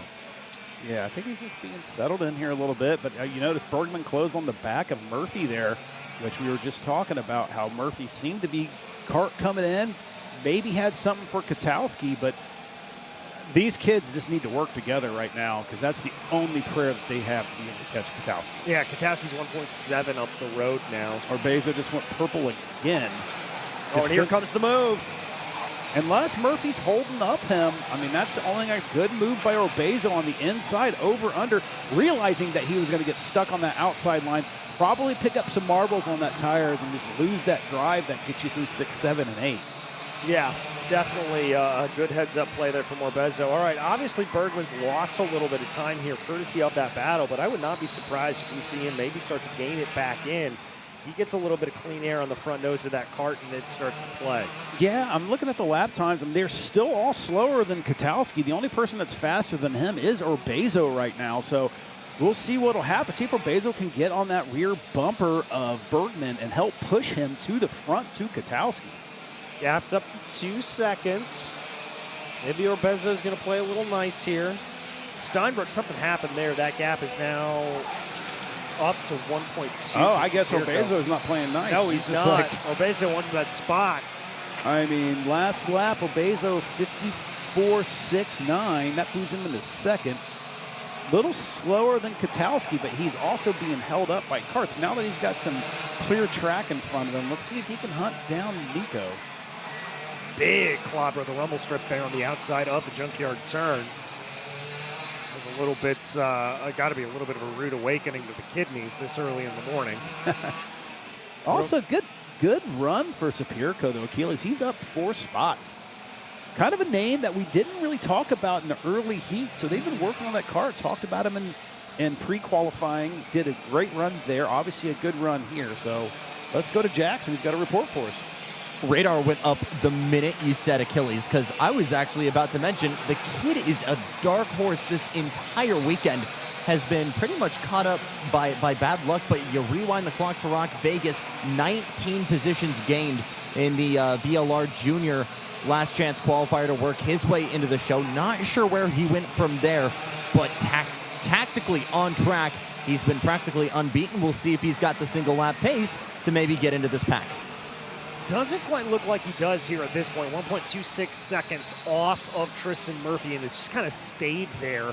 Steinberg, whatever happened in that situation, he's been able to gain back about 1/10 of a second. Crucially, though, here for Nico Orbezo, he doesn't have the pace for Katowski. I mean, it's 2.2 seconds. That's grown since the pass was first made. It's come down by 300ths, but with only under 4 minutes left to go, you've got to have more pace than that to be able to have a prayer. Yeah, unless Nico makes a massive mistake here or has a mechanical DNF, I don't see the pace Orbezo has right now, which is basically matched Katowski's, able to close that 2.2 second gap. No, I agree with that. I think it's going to be a little bit rough to do anything to be able to close in on Katowski whatsoever. And hats off to the TKG team, man. Yeah. They are just coming out 2026, swinging hammers everywhere and just pounding people into the ground. Yeah. Great return, or great race they had in Texas a couple weeks ago. This week, obviously showing some dominance between both the Katowskis. Hats off to that team for really focusing in. And again, this is Nico's 3rd year. Like, this is their 3rd anniversary. This last weekend was their 3rd anniversary of ever racing GoPro. I mean, that is remarkable for a team and a family to be able to do that and display this much speed, and frankly, to steal a phrase, put a whooping on the rest of the field like this. Pretty much. So, but Nico's been fast, but just that time he's lost about 1/10 to Nico. 54.66 to a 54.53. Just not enough time, and probably overworked those tires working his way up through the field. All right, we head back down to Jackson, who's got another update. Looking at the docket right now for the past 3 years for Nico Katowski, and I'm like, well, he's been out in front for pretty much the entire time he's been with PSL and in a Burrell, and I'm trying to see where he's won at the national level, and I'm looking through the docket, a handful of podiums across the Big Four series of karting, but no National League win to his name. But guys, it's looking like we are just 2 minutes and 2 laps away from that changing. Knock on wood if you are a fan of Nico Katowski, as you don't want to be jinxing that one, but necessarily we'll see what happens. This is that battle for P2 now. Orbezo starting to gap a little bit on Bergman. This is the battle for 4th and 5th. Tristan Mercy and Achilles Sapirko, as they try to hold in and keep things together. There we go. A little bit of side-by-side coming down into turn number 9. Looks like that's going to be the loser there, I think. 208 of Sapirko. He's going to fall down a couple of positions. Yeah, Steinberg maybe just made a little mistake that brought him back, because he's back on pace right now. Yeah. Looking to really advance himself a couple spots. Well, Steinberg was able to get up into P4 with that move over Tristan Murphy. That's a kart that just faded. Murphy and Bergman, kind of surprised with those two. As we say that, he goes right back in for that move. He pushed him way wide. Sapirko is like, I'm going to slow you way down so you can't do an over-under right here. So very sneaky move if it was meant to happen. Yeah, very good stuff, though. Katowski still at a 2.37 advantage over Orbezo, but good run for that Orsilon out of Orbezo, who is up 2 spots. So he's been up there all week. Yeah, he has. But just hasn't been the top 2. Yeah, I mean, So- we've really seen it early on. It looked like it was Murphy and Bergman with Katowski kind of getting his way forward. Jackson talked to him yesterday, and he sort of dialed in that cart and was able to get it better and better and better and better. And then he has kind of gone into that tree and made it a trio. And now he has been the dominant force, but Orbezo now making it a full quartet. And holding off Bergman here very well. 3 laps to go, by the way, at the line. Bergman thought about a look there Yeah, into the looked like junkyard it. turn, but didn't go for it. Yeah, he's got that mom and pop garage, that MPG Kart Republic, working really, really well. Kind of faded there a little bit in the middle of the race, but the kart's really kind of coming back in right when you need the kart to come in. Yeah, exactly. And I wonder if that was a situation where maybe, again, they were driving a little bit, backed off, got the tires back into an optimal temperature range, got things together. Orbezo takes a look behind him to see where Bergman is on the track. Bergman, in turn, just pacing behind to see if there is anything to be had. Not quite seeing it here at this point. No, he took a little defensive line there, but noticed that Bergman was not going to stick his nose in there. Bergman was smart, kept his momentum going, went wide, took the normal racing line to carry the most momentum through. Maybe hoping that he could get a good run into 5. But Orbezo had a really good run from 4, so that did not happen. No, not able to hold it out, and the gap is going to hold at about 3 kart lengths down into turn number 9. Yellow flag being waved in turn 1, so something clearly happened there. Unfortunate to see that. They come into 11 and 12 for the penultimate time as Nico Katowski, 2.5 seconds up the road, will take the white flag. Yeah, boring race for Nico. Really is. Like, it's fun to win, but it's also fun to race against other people. But, hats off to those guys for really getting that kart set up for me. Yeah. Very much so. They absolutely got it dialed in, but the battle is on now for P2. Bergman all over the back here of Orbezo, trying to make those last couple of lunges. Let's see. Looks to the inside. It's not going to play there. Maybe a sneak attack into turn 8. No, he's not quite close enough. Yeah, a little bit of a push right there. You could see him had to put in a little bit more input on that front steering. You could see Orbezo just kind of gap him a little bit. And that really kind of killed that momentum going into 9 for Bergman to be able to try to make that last second pass. But I don't know. Not really much passing here going into 12, but going wide. Look at this. He's going to go for it. Holy smokes. I cannot believe he just did that. Oh, my goodness. Katowski takes the win, and Bergman with a sensational last lap pass on Nico Orbezo. That was absolutely a methodical pass. Wow. Outside in 12. We haven't seen that ever. Usually they get the nose on the inside and push the cart out. But, man, that was a phenomenal pass. Just rolled that momentum around the outside, kept the minimum speed up, and made it play. My goodness gracious, Josh Bergman. Yeah, we are going to get a replay on that here in a second. I want to definitely look at that again because it kind of caught me off guard. Yeah, same here. Good run for Steinbruck up through the field, up 8 spots. Also for Sapirko, he's up 4. Lucas Bertana was up 7. So good run for those guys. Very good run for those guys. My goodness, as we head down to Jackson Lambros on the scales. And the first win in a full-size kart on tag for TKG and Burrell Art, but the wait finally over for Nico Katowski, one of his first ever wins at the national level.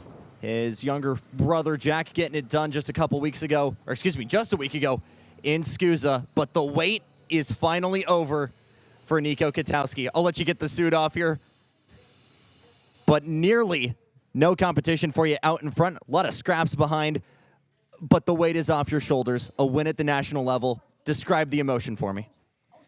Just really happy, excited. Just, it's finally over. Finally got a win in junior, so very happy. Your little brother just getting it done at SCUSA in Houston last week, getting his first one in the win column. Your dad, we just talked to him yesterday, celebrating 3 years of this adventure starting. How influential has the family been for getting this win this weekend? They've helped a lot. We've basically done like every race these last few years, so it pays off. Congrats, Nico. Thank you. Going to keep it going here a little bit further back because we got Kart pickup. Josh, you can walk over here. Make it easier for the cameraman. Josh Bergman kind of proven he's got Red Bull talent here around the outside on the final lap. Was that something that was cooking for a little bit, or was that just throwing stuff against the wall and seeing what sticks? I mean, definitely was very tough because the last 2 laps I was going to go in there. Obviously, Nico noticed that, was able to defend me. And I thought about sending it down into the hairpin on the last lap, but there's no risk since such a tight corner. We might just have contact. And it seemed like, I mean, probably he didn't really have to block in the last corner, but he decided to, and I was able to just carry that momentum because I noticed that he parked on the apex and was able to drive around the outside. P2 finish for you. None of you guys really able to close the gap to the red guy in front of you. What felt like was missing for you?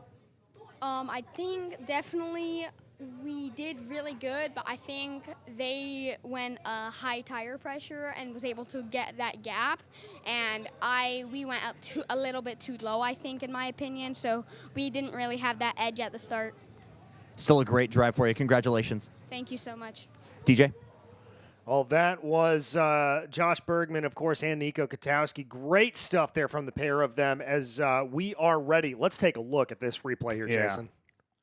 Said he parked it in the corner, so got in, and just unbelievable momentum and just throwing it through that corner.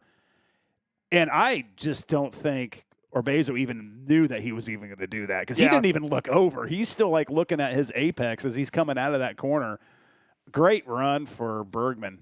Yeah, I mean, incredible stuff. And you know, we were just kind of saying up here in the booth, there's a reason why Red Bull has shown interest in this young man. Absolutely. Just the knowledge. You listen to him talk, it's hard to believe. You know, he's just a kid. Like understanding, like I can't pinch him into that corner. It's too tight. There's going to be contact, and I don't want that. Yeah. And just it's watching him park it in the corner, knowing like, oh crap, now I can actually take him over there, and being on top of it and ready to make a move at any point in time. But as we go from one Katowski, as we said quite a few times this weekend, to another Katowski, baby brother Katowski, should be starting on pole on this race.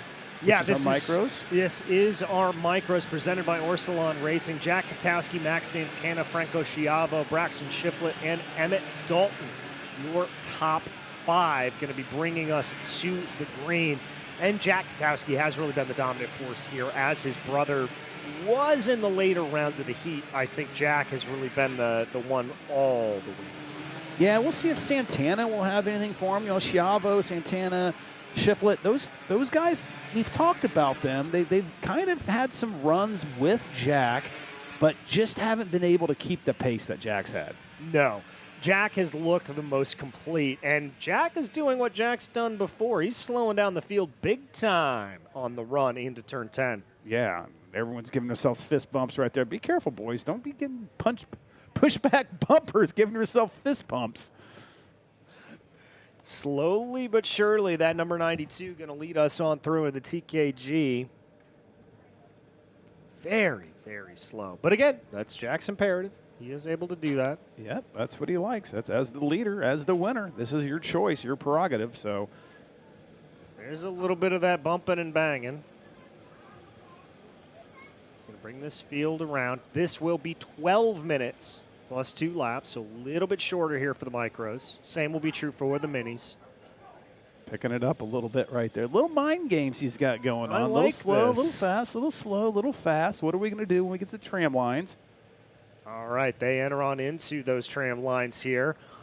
Nice and slow, nice and easy, a little bit faster. Oh, he's getting pushed. There's going to be some definitely penalties right there. Some guys were 2 lines. Yeah, there's the wave off. And another 5 minutes for Jack to get us around. Yeah, exactly. Does he know we're on a tight schedule trying to fight rain? I don't think he cares that much. No. All right, we're going to head down to Jackson Lambros in pit lane.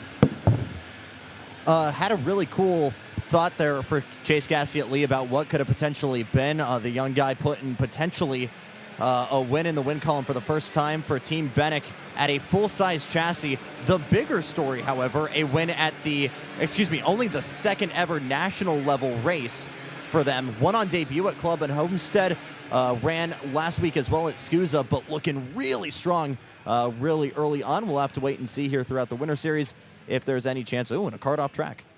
Yeah, that appears to be the number 2 machine. We're checking that out right now. That's going to be Winston Dicken, unfortunately.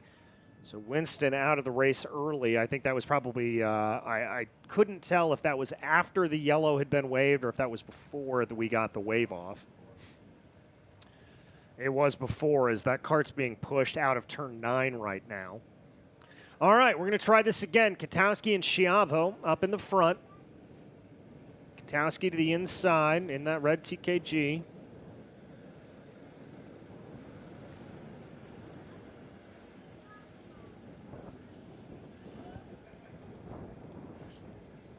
Our producer trying to be a goober in our ears right now.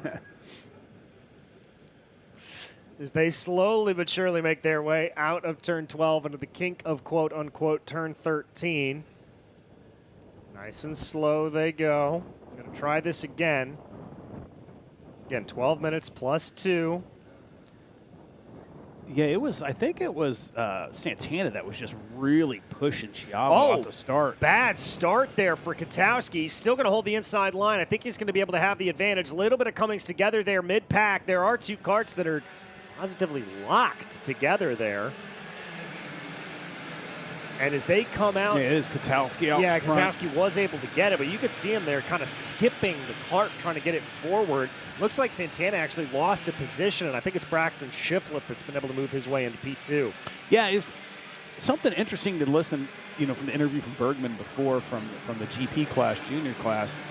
Tire pressures, like he said, I think Katowski went on just a little bit higher tire pressures, got him out a little bit quicker, and was able to gap. And let's see if they did the same thing for Jack here. As you've got that Ryan Norberg, which we talked to Norberg this morning when we were walking around the pits. Always great to listen and talk to him, and just the knowledge that he has. And I was really complimenting him on his livery, and it doesn't even show the justice that it does in person. Pretty. It does on camera. Like, so many different colors in it. It's such a good-looking livery for those guys. But right now, Jack's got a little competition there with Shiflett. Gonna push him a little bit here and see what happens, and let's see if they can be smart and just work together and not try to race each other. Yeah, and the other thing we said when we talked to Scott Norberg, and I fully agree with it, not only is that livery, Ryan Norberg, excuse me, not only is that livery beautiful, very distinct. It's very easy to spot for commentators, and we very much appreciate that. Absolutely. So I know that's a Norberg Racing Academy a chassis right there, so our GFC chassis, but running out of their East Coast operations here at OKC. All right, looks like Shiflett's dropped just a little bit of speed. Schiavo's starting to close in a little bit more. It's going to bring things closer together here, but definitely a 3-kart breakaway back from Max Santana, who does sit a little ways back. He's about a full second back from this battle. Shiflett now coming back into play. Yeah, it's interesting to see what happened. It could have been one of those points where maybe Katowski broke a little early and Shiflett had that overbrake to stop from hitting him, and that's allowed them to gap. But right now, fastest kart is Schiavo's 102.13 purple to the 102.36. Identical lap times for Katowski and Shiflett that last lap. All right, so there he goes. That's what you see. Let's keep an eye back. They're already up 8 spots on that Parolin is Skripkowski. Wow, that's very impressive. Also impressive is the work Jackson Lambros is doing down in pit lane. You're making me blush, DJ. The question on everyone's mind, where did Braxton Shiflett come from? The answer is Northern California, where he races in ROK Sonoma, was the champ in Micro, but also across SCUSA's Pro Kart Challenge P4 in Micro. On debut here at the national level, came in with Ryan Norberg's new partnership with GFC, and I think some big changes overnight has put him right in contention here, guys. Yeah, I mean, he certainly is in contention, putting the pressure here to your presumptive favorite of Jack Katowski. Under 9 minutes to go. Those two are only separated by about a single kart length. And, yeah, Good. I was going to say, he's going to try. it looks like there's a little bit of an ebb and a flow to this pattern. It's not completely all over the back of him, but he's definitely trying to keep a little bit close and keep the pressure to the back of Katowski. Yeah, it looks like Katowski's being a little defensive early here. Maybe a little concerned that Shiflett is faster and does not want to give up that lead spot. But as we say that, Katowski bounces back right there and creates a little bit more of a comfortable gap for him. But that's also allowed for Schiavo to kind of join that party. Yeah, it's definitely a 3-kart breakaway, and then we've got a big gaggle back in the field. Santana, Leclerc, Dalton, Sanders, Mendez, and Skrzykowski. Yeah, good run for Skrzykowski right there. Yeah, and also Enzo Botero, I think, is involved. No, he's a little bit farther back. Is that through 9 right there? Got a cart off right there. Okay. That may be that's that second place cart that we called out a little bit earlier that was lost on the opening lap. Gotcha. Absolutely so. Yeah, Katowski's looking good. Let's see if he's going to continue to defend here. Not really. Maybe all these 3 kids understand, like, let's just kind of get rolling. Let's get checked out. If you make a mistake and open up a door, I'm going to take it, but I'm not going to force anything right now. Yeah, it's really heads-up driving here in this micro category presented by Orsilon Racing. I mean, it's very heads-up for the 3 of them.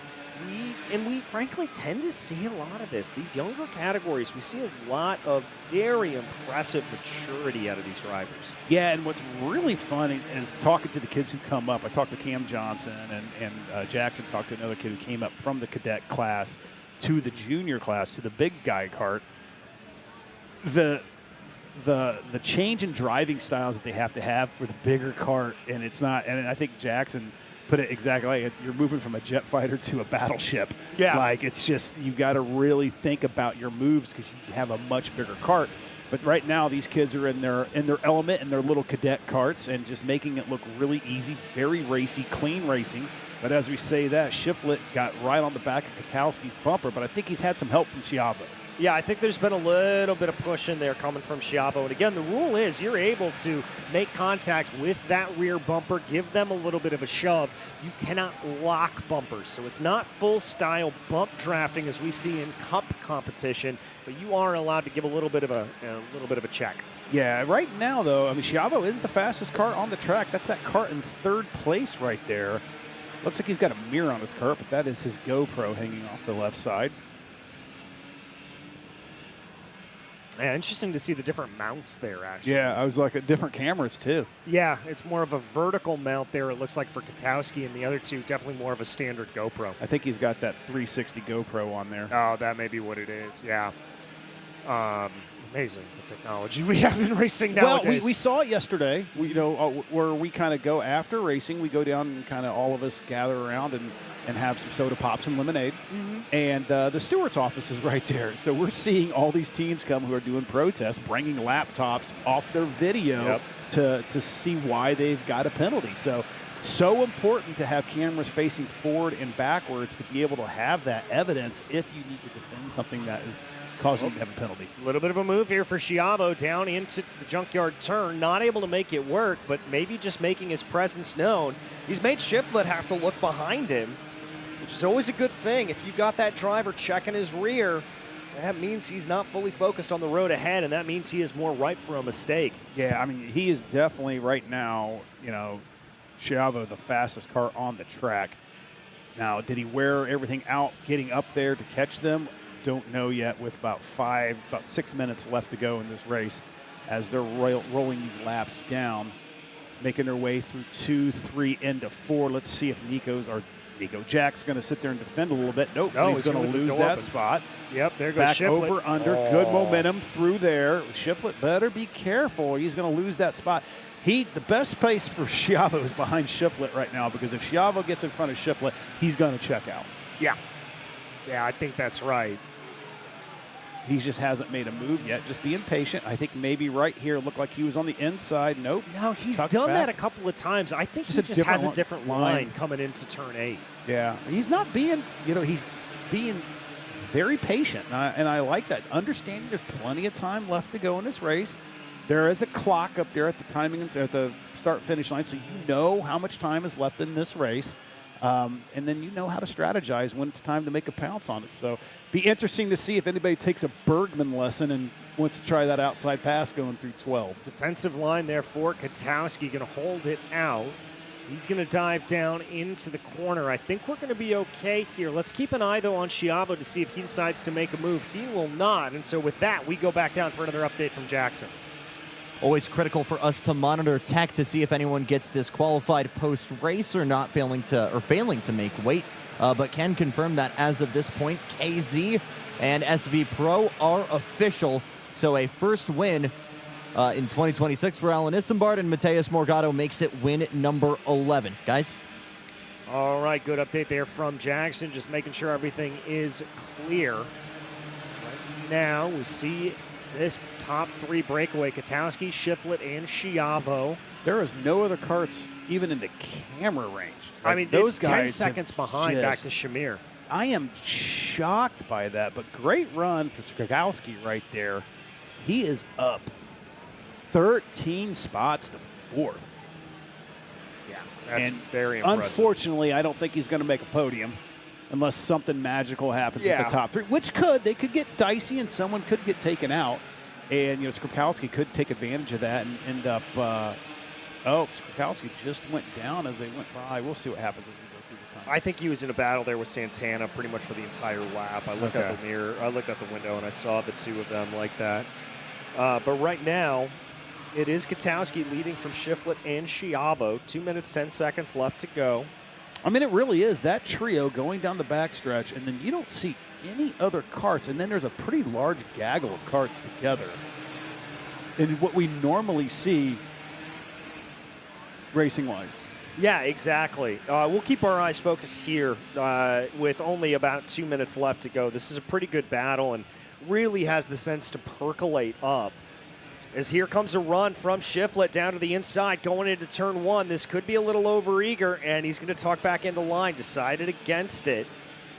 And they've got to know what you've been talking about here, Jason, that they've got to know they're in an island unto themselves. They've got the time to start fighting if they want to. Yeah, as a racer, you might not see them look back, but as you go through 180s and you go through corners, you're always looking at your peripheral where the other karts are, and they're looking at just dead space. Well, I think we just saw it there from Shiflett. He kind of kept his eye a little bit farther over to the two drivers left coming out of turn 5, just looking into what would be turn 4 and probably recognizing there's nobody within a stone's throw, so I can have some fun here. Yeah, I mean, I'm looking at the lap times, and only other person that's in the 101s is Ferrante back there in 14th, who's up 6 spots. And Ferrante is a name that we talked about a little bit there. Probably had some issues with maybe some post-race tech issues or some pushback bumpers that put him back in the start. But he's holding pace with those guys, just 2 bar back in the field. Yeah, down in 14th right now, not even really able to catch up to Nascimento in 13th. Trying to fight that battle out. 3 laps to go at the line for your lead pack. Good run here for Schiavo, but a defensive line for Shiflett. I don't want to say defensive, just traditional line, and Schiavo deciding not to go down to the inside. I wish we had camera and a camera here, because that battle for that 4th spot between Skripkowski and Sanders is extremely tight. That whole group right there from 4th on down is extremely tight. But this is the battle we want to see right here. See if Shiflett can do anything to get in front of Katowski, or if Schiavo is going to be able to pull a twofer. Yeah, exactly. It's going to be holding at a 2 laps to go at the stripe as they continue to get going. There is that signal from the flagman. So now I think it is gloves off time. It is time to 100%. fight. And we'll see if anybody's got anything. I'm going to be watching Schiavo here down into turn 4. No real defense there from Shiflett. But Shiflett does get some momentum onto the back of Katowski. Not going to carry it, not going to use it to try to make an attack. In the last laps, there's a 101.7 for Katowski, 101.75 for Shiflett, and a 101.75 for Schiavo. So obviously the 3 are all matched pretty equal right here. It's just going to come down to is Katowski going to make a little mistake? Yeah. Yeah, I think that's exactly what it is. Katowski, a little bit of sawing at the wheel. There's that glance behind to see where Schiavo is. Katowski does the same thing. Shiflett does the same thing. All right, they're coming to the white flag here, and now it looks like just a little bit of a gap there for Katowski, but Shiflett gets a good run out of the corner. Katowski goes defensive. Shiflett stays on the traditional racing line. Is this going to compromise Katowski a little bit? It does. Pushes Shiflett a little bit wide. Here they come into turn 4. Very defensive line for Jack Katowski. Going to hold off an attack from Braxton Shiflett. A little bit of a shove to the bumper from behind, and they all fan out coming down into turn 5. Yeah, Katowski learned yesterday he stayed inside defensive line. At the last second, he would swing high, and he got passed a couple times. Yeah. So he learned that time, stay low as long as you possibly can. So we'll see as they work their way through turn 8 into 9. Not many more passing opportunities here unless you're Bergman. No. But I think Jack's got this in hand unless something happens through 10, 11, and 12. Well, let's see like here. It's flag to flag for Katowski. Shiflett setting up a little bit, tries to send it. That opens up the door for Schiavo. They're going to come to the stripe here in the same order that they pretty much been the whole race. It's going to be Katowski. It's going to be Shiflett. It's going to be Schiavo. Nice. Good run for Jack Katowski. Yeah. Good run for Shiflett and Schiavo. Those three guys, look at the gap. 14 seconds. Yeah, I mean, we are just now getting Enzo Ramos to come to the line. There you saw a big pump of the fist there for Skrkowski. He's got to feel happy about that. Santana, Ferrante, Sanders, Darman, and Lee, your top 10. Yeah, so Ramos was up 16 spots. That's pretty remarkable. Yeah, 101.61 fast for him. Skrkowski was up 12 spots. A good run for Ramos as well. I think he did have some pushback bumper penalties. I am not 100% sure when I was looking at the race results yesterday. Yeah, Enzo started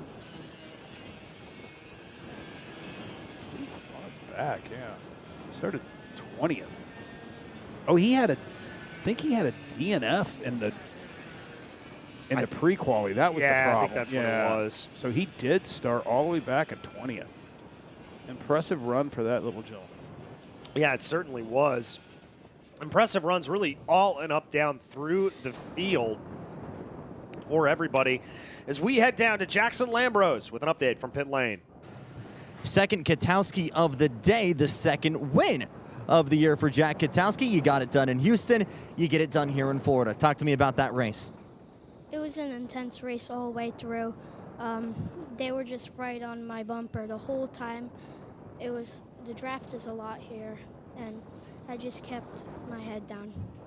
Was a really, really close race there. How were you able to fend those two guys off?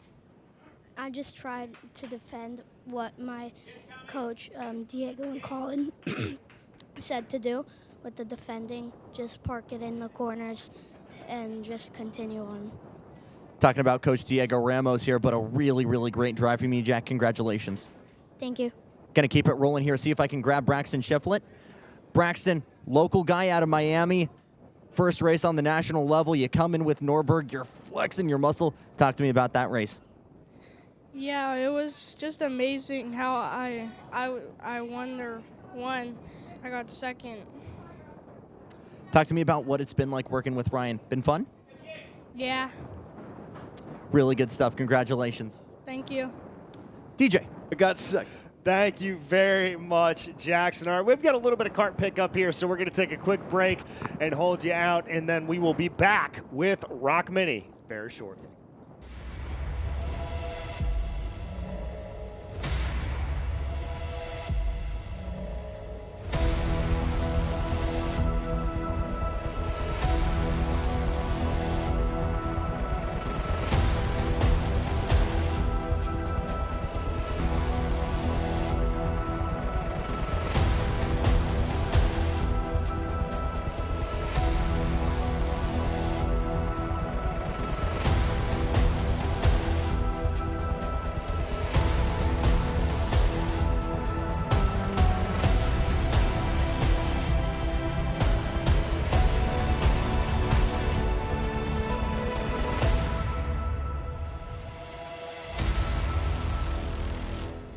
When it comes to innovation on the track, Odenthal Racing Products leads the pack.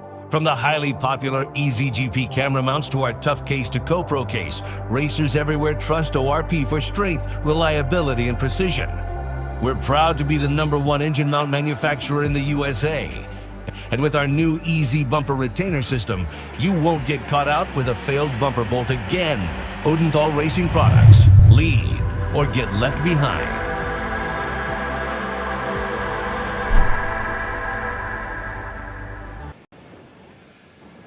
Welcome back to the Orlando Karting Center. My name is DJ Clark, joined by Jason Ewers up in the commentary booth. Jackson Lambros is down in pit lane. And oh, heartbreak here already, as we've already got a kart for ROK Micro that appears to be out. That looks to be the 104 machine. Excuse me, ROK Mini. And that is going to be Cooper Lorenzo Lopez. Oh my goodness, you can see the heartbreak on that young man's face already. Oh, absolute devastation there before we even get going in the race. That's the 104 of Cooper Lorenzo Lopez. Leading us around to the green will be Vicente Aguilar, Nico Salazar, Hudson Hidalgo, Esco Alonso, Dominic Vera-Roa, your top 10, your top 5. Bruck, Chavari, Go, Areta, Preto. As Jackson, we head down for an update. Yeah, guys, heartbreak early for Cooper Lorenzo Lopez. To jog your memory, came in as one of the big favorites here, running with his mom and dad for Kart CRG. Unfortunately, looks like that motor might have quit on him. But again, still only round 1. Got 2 more races here to prove himself. That he certainly does, as the rest of the field will come around back to green. Slowly make their way on through. I think we've already got a waved off start here as it's blinking. Yeah, it is. We're going to have a waved off start. So they're going to send around for one more lap here.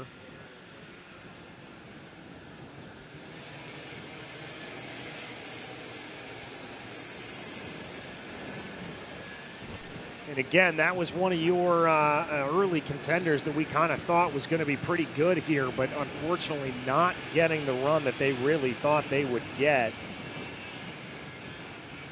That engine issue for Cooper Lorenzo Lopez, but Nico Salazar, Vicente Aguilar, and Alonso looking to start off ROK Mini as best of their ability. Only 4 more races, including this one, to go on the day. After this, we'll be here with ROK VLR Senior, presented by Nash Motorsports. Then it's going to be VLR Masters and Super Masters, presented by RPG. And then, of course, we will end the day with VLR Junior, presented by AM Engines. All right, they're going to come around. Salazar starting to slow down a little bit, get everybody formed up. That's Salazar over to the left of your screen in that Orsilon chassis.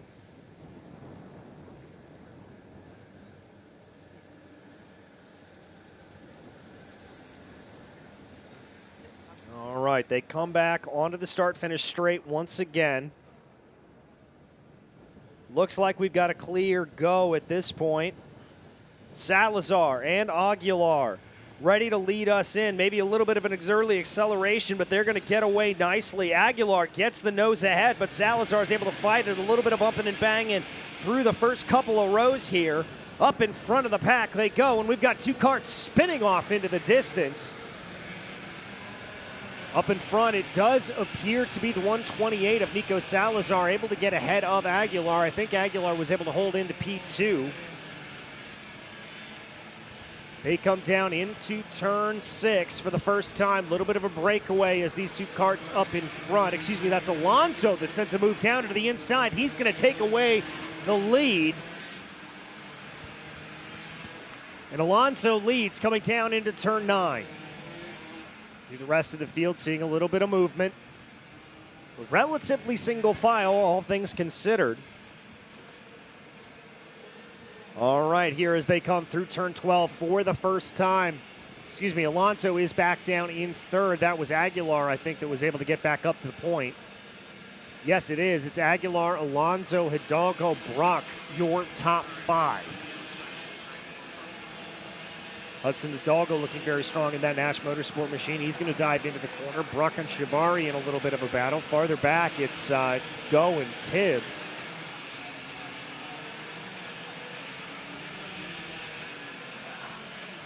Here they come through 6. And look at that gap for Vicente Aguilar, starting to pull away from Nico Salazar after getting that pass done. Salazar maybe falling back into the clutches here of Alonso. Hudson Hidalgo making a move there on Alonso down into turn 9. He's able to get that to play, and it looks like Bruck and Shivari are going to try to follow him on through. All right, we head down to Jackson, who's got an update. I think if anyone's got a chance of catching this leader right now, it is that Nash Motorsports machine of Hudson Hidalgo. Choked motor in heat number 2, but 15 nearly karts gained in heat number 3. Ran consistently within the top 5 in the pre-final. He's had that hard charger mentality all day. Nash has looked really, really good in this 60cc power plant. We'll see what he can do. We'll see what he can do indeed. Right now, he is fighting it out there tooth and nail. It looks like I couldn't tell exactly who that was. That's going to be back for 4th, so that's going to be Colton Brook that he's trying to fight it out with. They go down into turn number 8. Yeah, as I get back, I kind of went down. I wanted to take a look at the grip level of the track, what's going on, how much rubber is being laid down. Not as much as I was expecting, really? Probably because of the cooler temperatures that we're having, so the tires just aren't laying them down. But the grip level seems great for these guys. Like, I don't see a lot of slipping and sliding for these drivers. So, yeah, going to be interesting to see. Now we're getting into these classes with bigger fields, though, so we probably will start seeing some more rubber being laid down. Great lap there for Colton Brook, who finds his way up into P2 ahead of Nico Salazar. That's the battle that we watch on your screen right now. Salazar not done yet, though, trying to poke and prod to see if there's a way forward. Hudson Hidalgo moves back down into P5. Again, the battle on your screen, Colton Brook, Nico Salazar.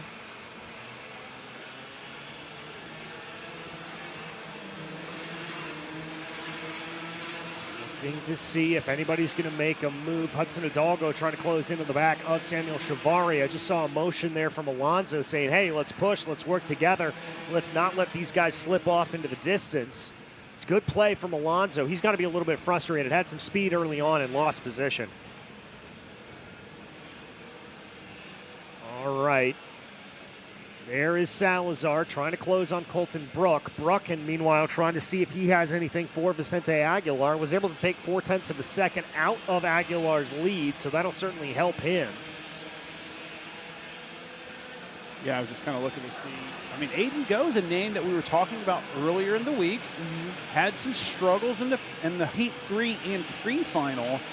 His way is back there. He's working his way up a little bit here. He's close to the back of Alonso. He's up 2 spots. Your biggest gainer right now is Dutch Westbrook, who had that heartbreak yesterday in the pre-final where he didn't even get to start lap 1. No, he did not, and I'm not surprised that Dutch is working his way up through the field. That's a name we always call here in ROK Mini. Yeah, absolutely. So as you see, Aguilar is 1.24. Kind of on an island on his own right now. And as you mentioned earlier, Brock and Salazar need to work together. Well, and it looks like they are for the most part. Let's see what that gap is when they cross the line. All right, it's gone up by 0.5 tenth. The lap before that, Brock brought it down by about 0.4.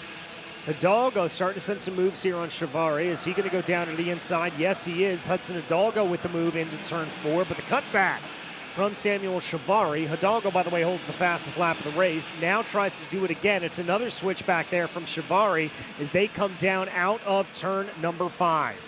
Yes, good racing, clean racing right there, respectful racing. I think Hidalgo knows he's faster than Shivari. He needs to get in front of him, maybe be able to catch up to Brook and Salazar to make that a trio.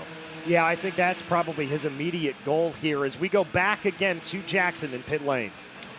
Talking about the strength of Benek earlier with Chase Gasly at lead, this is where they've really thrived in the cadet chassis in Mini and Micro Swift, and it's been Dutch Westbrook who's really proved what they've got back in 2025. The SCUSA Super Nationals champion, as well as the ROK Vegas champion in Mini, a Stars champ, IAME Grand Am champ, and of course battling with Lennox Lockhart and Hudson Hidalgo for coolest name in karting. Got to agree with that. It's one of the better names out there for sure. Colton Brook holds on to the fastest lap of the race as he tries to close down on Vicente Aguilar. We watch Brook right now also holding off an attack from Nico Salazar. Yeah, those gaps are closing a little bit in right there on Aguilar, so I'm not sure if Brook's kart is just finally coming in and he's picking up the pace. Obviously was setting purple that last lap, or combination of both, like you say. Aguilera maybe made a little mistake. Kart maybe went out with a little too high air pressures to begin with, and that's just allowing Brook to kind of slowly reel him in. But as we say that, Salazar's right there on that back bumper of Brook. Those two can work together. It's not unheard of for them to close that gap down to Aguilera pretty fast. No, it's certainly not. And I think here, if I'm Salazar, I'm getting a little frustrated at this gap ebbing and flowing. It's gone up 100th, it's gone down a couple of tenths. It's gone up a couple of hundredths, it's dropped down a couple of tenths. It just seems to continue to do this.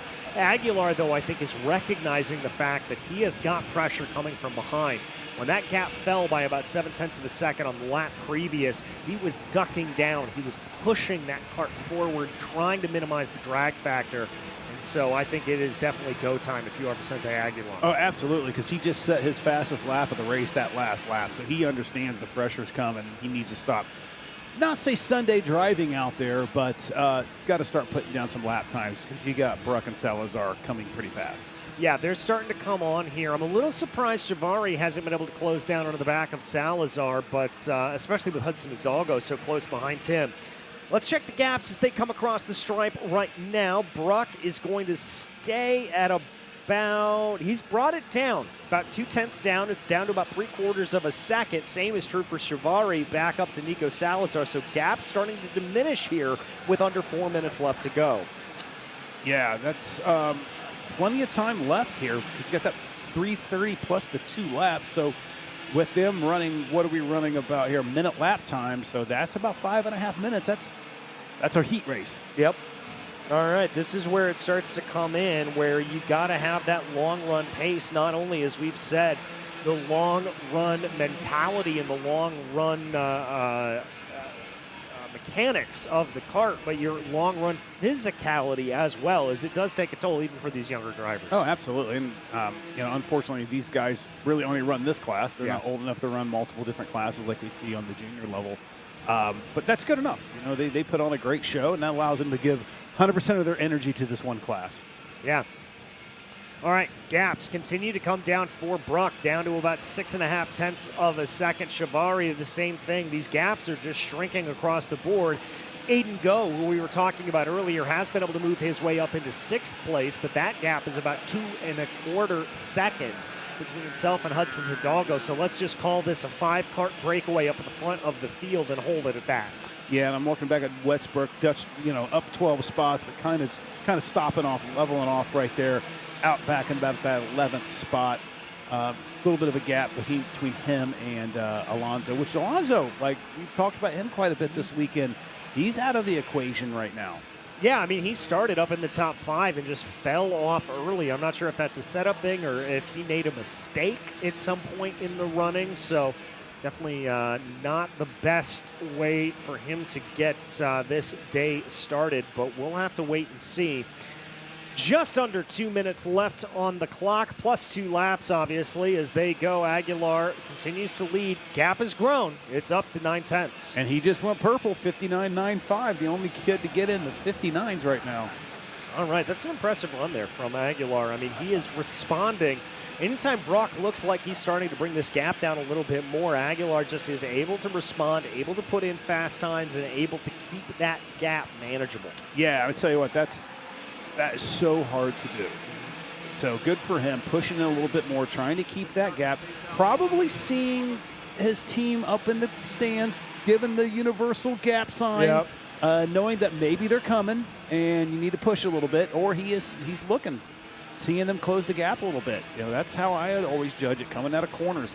make a mark where I'm at, make a mark where they're at, and then seeing where they're at the next lap and see if they're closing in on me or if I'm making a larger gap. So. Well, that makes up an interesting point here, Jason. Let's talk for a second about those sort of pseudo spotters up in the stands. Obviously, no radio communication here in karting, but how often and how frequently are you looking at those team members up in the stands? It just depends on where the track is. Like this track, because there's really not a great spot to be able to like communicate with your driver because you're going into 6, constantly turning where everyone's kind of at. So not so much here. It doesn't stop the team from thinking that they're helping because they are all, if you look out there, everyone's making some hand gesture. But some other tracks, it's huge, like where you have a long straightaway and you can be on the side, you can really communicate with your driver pretty well. But unfortunately, this track is just not one of those. All right, coming to the 2 to go mark, or so we believe. This time by, with 5 seconds left on the clock, it will be the 2 to go mark for these drivers in ROK Mini. Aguilar continues to lead. That gap was 9.5 tenths at the last time of asking. Let's see as he comes across right now. It may be a little bit tinier, and it is. It's down to 3/4 of a second. Salazar losing the back a little bit of Colton Brook. Shivari catching up to the back of Salazar, and Hidalgo a little bit spread out. They're all pretty equidistant from each other here, truth be told. Yeah, and all their lap times are almost identical. It's pretty impressive that the parity that all these guys have, or these kids have, with their engine builders and their chassis and all that. So hats off to the chassis manufacturers, and hats off to ROK for making an engine that's able to be ran by anybody and to be in parity with the rest of the class. So one thing I noticed when I went out to look at the track is the wind. The wind is really picking up out there right now. Well, and as we've talked about, these karts, more aerodynamically sensitive than you would think. As we come around to the last lap on the track, here goes Vicente Aguilar as we head down for a quick update from Jackson Lambros. Yeah, guys. Can confirm with the wind here is picking up. We'll be kind of blowing into the drivers in the run into turn number 4, as well as just coming out of the sweeping right-hander of turn number 6. Not quite in an area where that could increase the effect of the draft, but direction could change. It's getting really, really strong, so I'm not sure. Could have an effect here, guys. All right, well, that'll be something that we'll have to keep in mind, especially as we get into the little more higher-powered karts later on. With VLR and the like, as we'll head to those here shortly. But on the last lap, Aguilar continues to lead 7/10 of a second, the gap back to Colton Brook. Not looking like that's going anywhere. Brook also has about a 6/10 of a second gap back to Nico Salazar. What looked to be a promising battle early on in this running didn't really come to fruition, but by the same token, this is not taking away any from Vicente Aguilar. A commanding drive from the driver of the 164, crosses the line and takes victory, and Salazar very pumped up. Absolutely, I love to see that. Really didn't make any moves, kind of stayed in third, started third, ran third. So good finish for him. Great finish for Colton Brook, up those 5 spots from 7th to 2nd to step that 2nd spot on the podium. Yeah. It's good stuff across the board. A lot of high fives, a lot of heads up throughout this field. Everybody seeming very, very happy about where they are. You love to see that, especially in one of these younger classes, such as this ROK Mini. Yeah, Westbrook up 13 spots to 10th, finishing in the top 10. That's great for him. Unfortunately, I'm sure he would want to be. He would have been one of the karts that we were talking about in the top 3 if it wasn't for that issue he had yesterday. So yeah, but a good run for him to get up into P10, I think, I would have to say. It's all about the points. Yeah. I mean, this is a point series, so you know, it all plays out and then it finalizes in Vegas. Exactly. It will finalize itself out in Vegas. We wait a moment here for Jackson Lambros, our man on the spot, to be able to jump on in and get us some interviews. And so we are actually not going to be taking an interview here. So Jackson gets a little bit of a break, and we will do the same thing as kart pickup takes place. So we will be back with you shortly for the final 3 races of the day, starting off with ROK VLR Senior. When it comes to innovation on the track, Odenthal Racing Products leads the pack. From the highly popular EasyGP camera mounts to our tough case to GoPro case, racers everywhere trust ORP for strength, reliability, and precision. We're proud to be the #1 engine mount manufacturer in the USA. And with our new easy bumper retainer system, you won't get caught out with a failed bumper bolt again. Odenthal Racing Products. Lead or get left behind.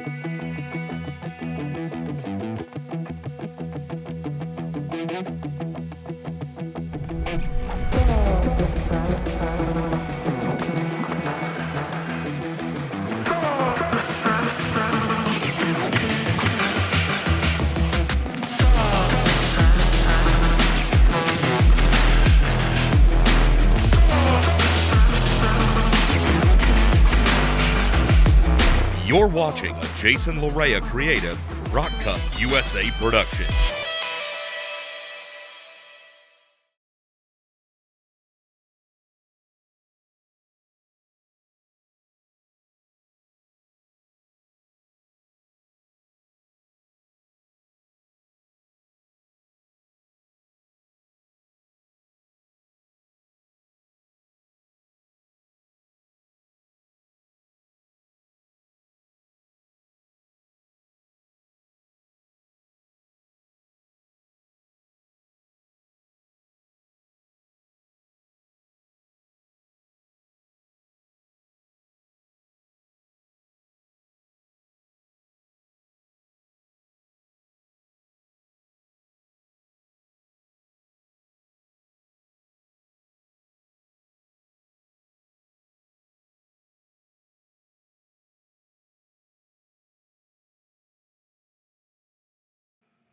Welcome back to the Orlando Kart Center for round 1 of the 2026 Florida Winter Tour. We get ready to go for ROK VLR Senior out on track. One of the older classes of competition here. Always exciting to see, and always produces some great racing action. Colin Lloyd, Jose Alejandro Halpern, and Mauricio Hernandez, your top 3, but don't count out the likes of Garzón or Lero as well.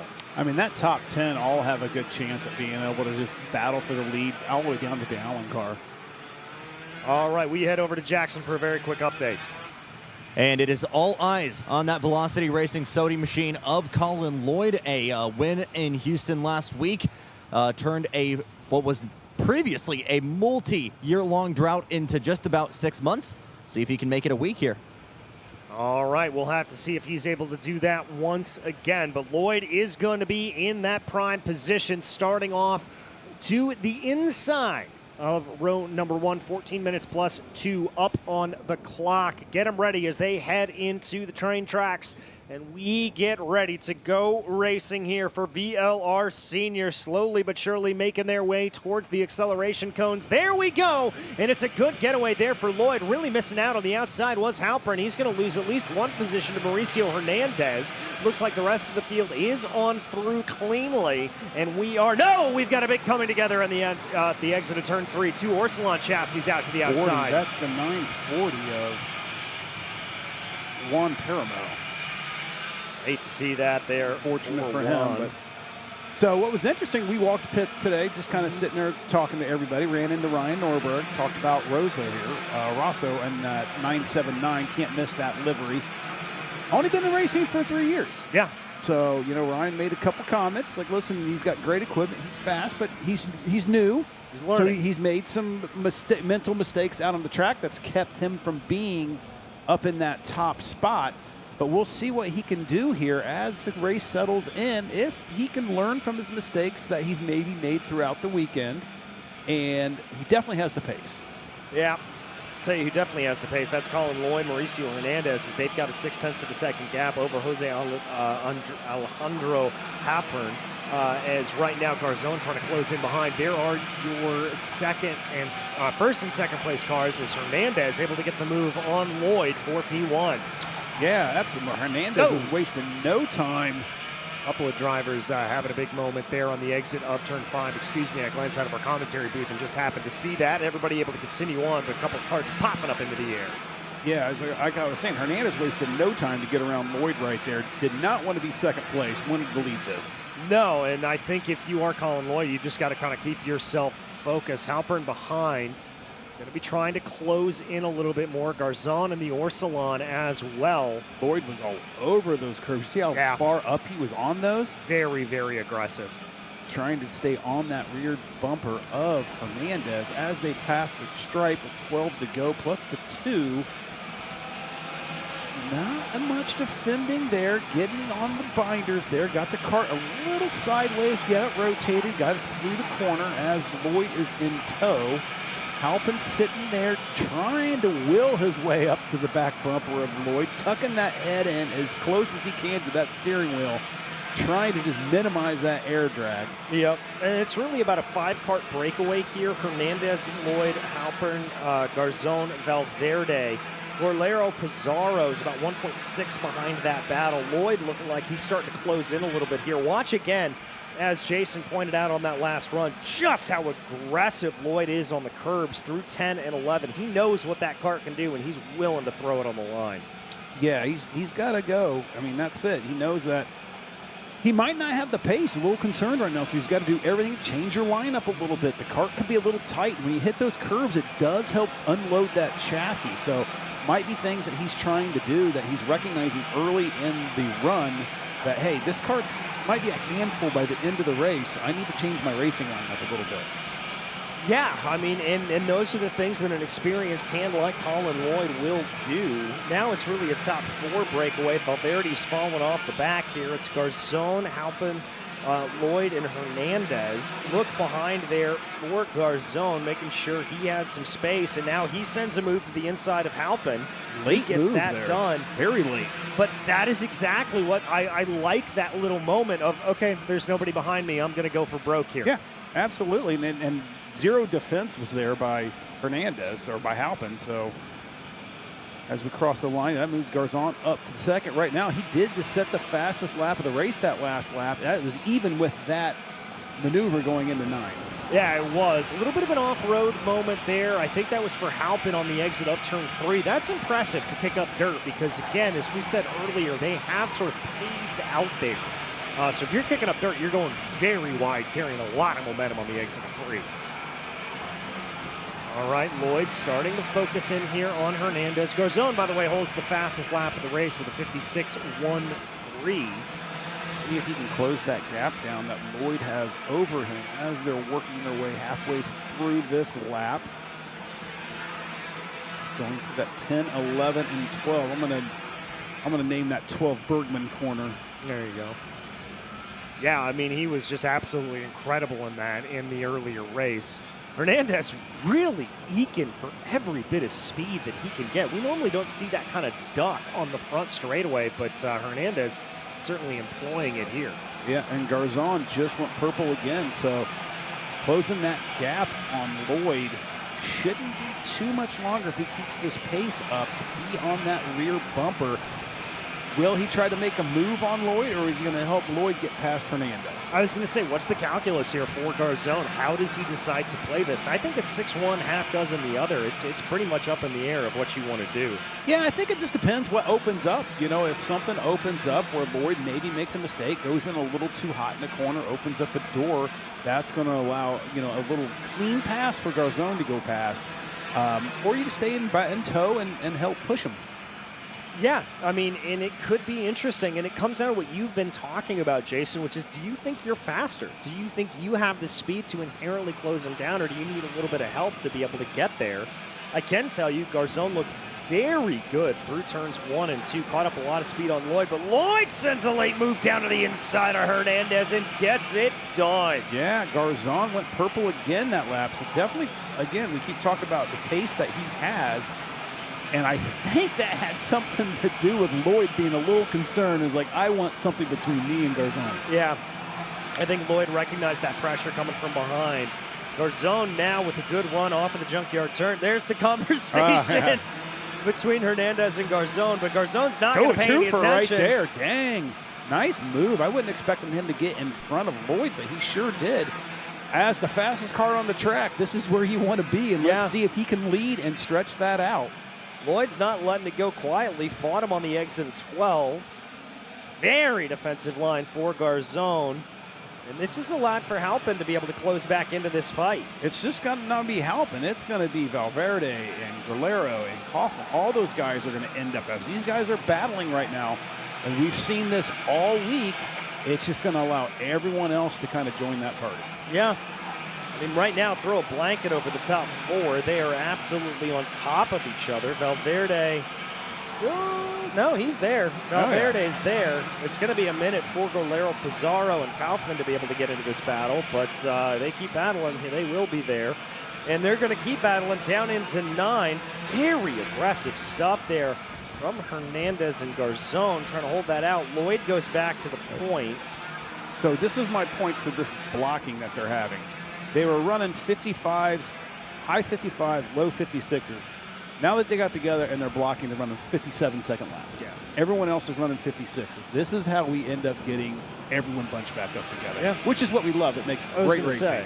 I'm not complaining. No, not at all. Lloyd looks behind there. Garzon, who he knows is aggressive, now moved to the outside there for Hernandez. That's not going to play. They stay in single file order. Wide run for Garzon, looking for a crossover.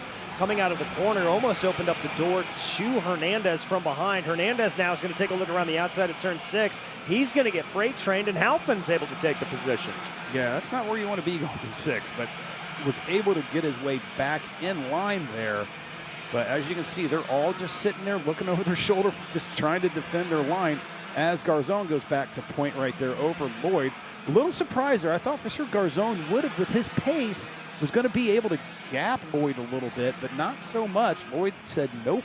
Well, I think it was because Colin Lloyd was able to fight back so quickly. He didn't really give him the chance to stretch his legs. Well, and also Garzon is not running his normal racing line. He's running very defensive right now.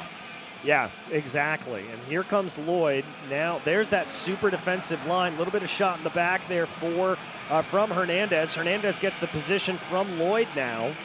I mean, these guys are a second and a half to almost 2 seconds slower than the rest of the field right now. Yeah. So it's not going to take much time for the rest of the field to catch them. No, it certainly won't. Your running order right now, Garzon, Hernandez, Lloyd, Halpin, Guerrero, Pizarro, it looks like. Valverde's fallen back a little bit. Big move to the inside there for Halpin. Halpin now moves up into P3 over Colin Lloyd. Little bit of a breakaway here for Garzon and Hernandez. Which is exactly what Garzon wants. Watch the lap times just as they cross here. They're going to go low 56, and now they're still 57s because there was some defending there going into 4. Let's see if Garzon goes defensive again. No, he's going to open up the track here. Don't think he feels like he was threatened enough right there. It wasn't close enough to really offer any type of threat there by Hernandez. So, we've got a car off. Getting out a little slow. That's the 61 hitting. The 61 or the 51? 51. I don't know. He looked like he hit a pole right there in the fence because you can see the rear bumper all caved in. I think that's the 51 of Josh Leslie because the 61 is Colin Lloyd. Oh, so. Yeah, 51 of Josh Leslie. Unfortunate for him. Hopefully he's okay. Looked like he got out of the car a little slow. All right, we check back in on this battle for the lead. 2-kart breakaway, Garzon and Hernandez. Lloyd not really able to close that down as much as he would like to. The gap's about 0.7 of a second. Yeah, they're starting to get their normal pace back, low 56s as they're rolling through. But still, Garzon holds the fast lap with a 55.8. Just ran a 56.2. Still being a little defensive there, but opening it up a little bit more to carry that momentum around. See what they're doing, absolutely what they're doing right now. Hernandez and Garzon checking out. Yeah, exactly. They're starting to check out. 3 minutes and change left on the clock, plus 2 laps, obviously. So there's still time for Lloyd to catch up. But the question is he, I think, really needs Hernandez to start this battle again, or at least close to the back where Garzon feels the need to go defensive. It's going to happen. It's just when is it going to happen? Yeah. I would probably say with the 2 to go, you're going to start seeing some pressure from Hernandez on Garzon. Unless Garzon can really just put some laps down and increase that gap. As you can see, Hernandez reaching down to his needles, adjusting that motor, either trying to give himself a little bit more bottom end or lean it out to give himself a little more top end down that straightaway. But looking down there a little bit, but no taking as we work through 4 into 5. Garzon just running the normal racing line, comfortable out front, enjoying that 0.3 of a second gap over them. Yeah. Well, and our biggest mover back there is on that 952, 14th spot. Sarafi up 12 spots. Good run for that team. Still continues to push here. I think it's going to be 4 to go at the line, there or thereabouts. Garzon took a lot of curb that time. I haven't seen him take that much curb yet. That was a lot of curb and really upset that cart, but didn't slow him down much. Lloyd has got a little bit of an interesting position here. He's starting to pull away from Golero Pizarro. Maybe closing into the back here of Hernandez. That gap is only about, let's call it 5/6 of a second. Yeah, Lloyd is a little bit faster than Hernandez. Not by much, but just enough just to kind of keep closing that gap, and you're seeing it close there.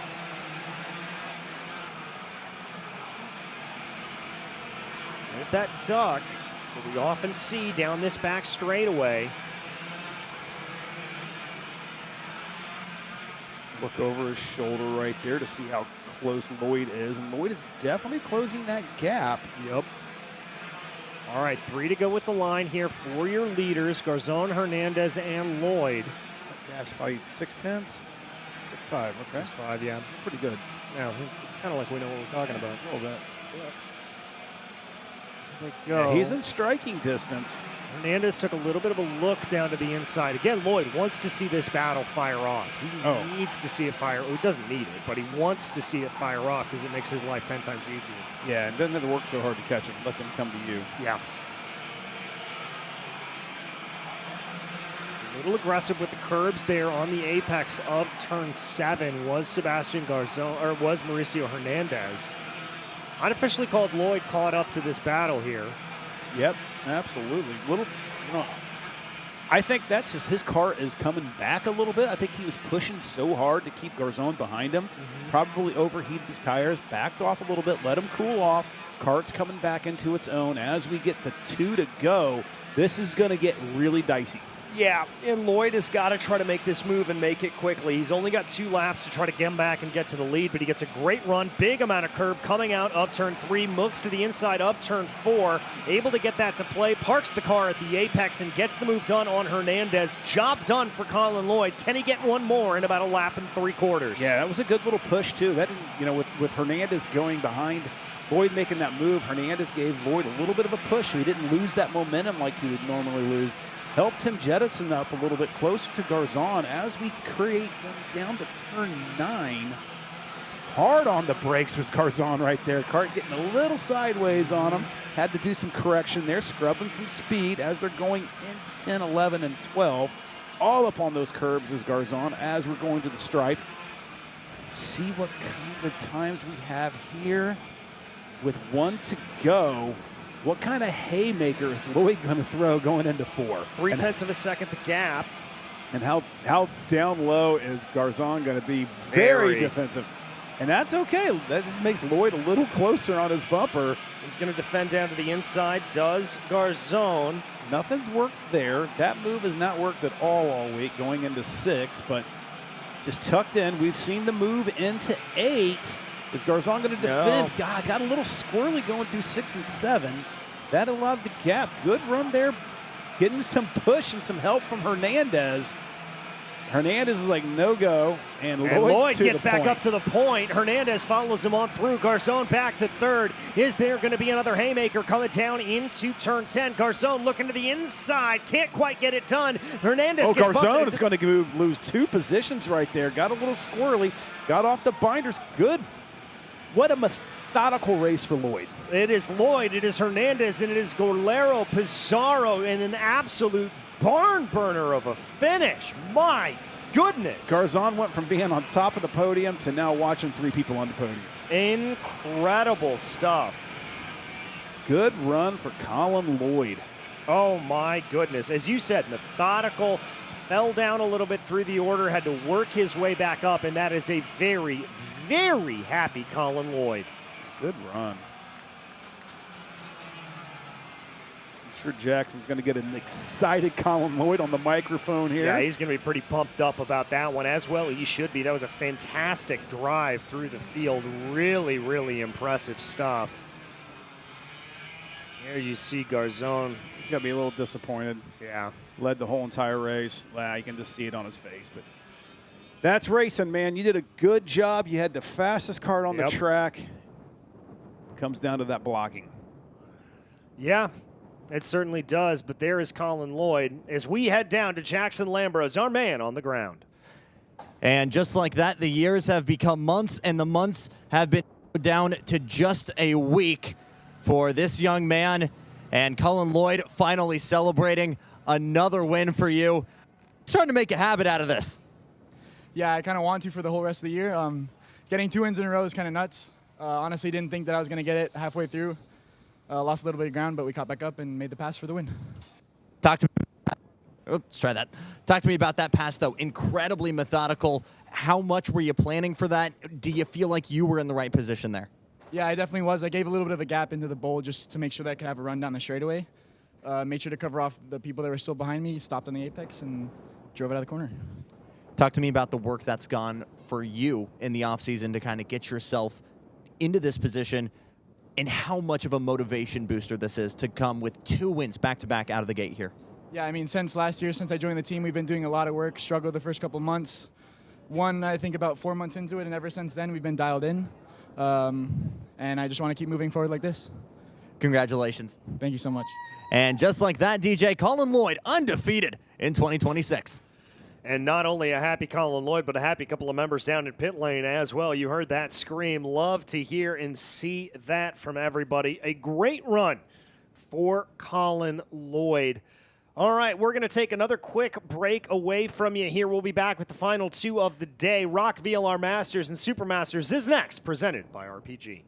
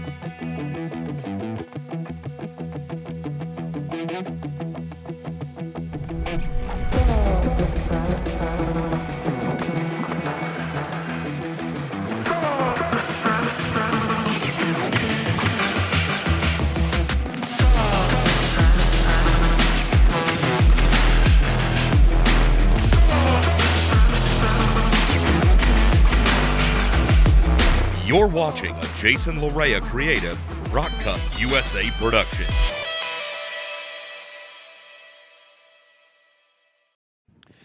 Welcome back to the Orlando Kart Center. DJ Clark and Jason Ewers up here in the booth, and what promises to be a pretty fascinating run here for the Masters and Super Masters category. We've seen a lot of fluctuation up and down through this field really all weekend long. Sal Dida leads the way here. Dan Devereaux, Paul Elefante, Lorenzo Martin only in fourth. What's he able to do from there? I'm looking down all the way down to 12th and looking at Danilo Romello. That's going to be the question. He had a penalty off the pre-final that put him back there. But he got that penalty because he had a DNF that made him in the back of the field. So it won't be long before he'll be up top right there. I did have a conversation with Mardan a little bit, what's going on with him. And he's just like, we're so close all other times and the parity of everybody that if you make one mistake, it's so difficult to collect on that. As you see, these guys don't defend like you do see the younger guys. Yeah. Like, they're more racecrafty, I guess is what I would call it. But we'll see what happens. It's going to be a fun race. And we're going to see, again, another class that we have a blended group, Super Masters and Masters together. But, yeah, we'll see what happens here. All right, they enter the acceleration zone. A little bit of an early poke out there, but it's going to be Dida and Elefante. Ale Javier going to be in P3. Mardan moves his way into P4. Scott Falcone leads the Super Masters as they come across the line for the first time. 3 wide farther back in the field. That's going to be able to sort itself out. Little bit of jostling and jumping around there for about that second or third place position. As there they start to get themselves sorted out. That's Javier that's going to be able to take away P2 from Elefante. Yeah, Javier, good move going P4 into 5. Oh, we've got it through the bowl section back there. A big collection.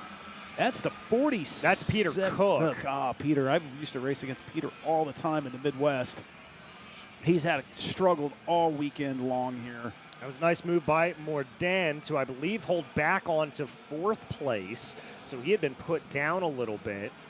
So you got Dida. Paul is actually in 3rd right now.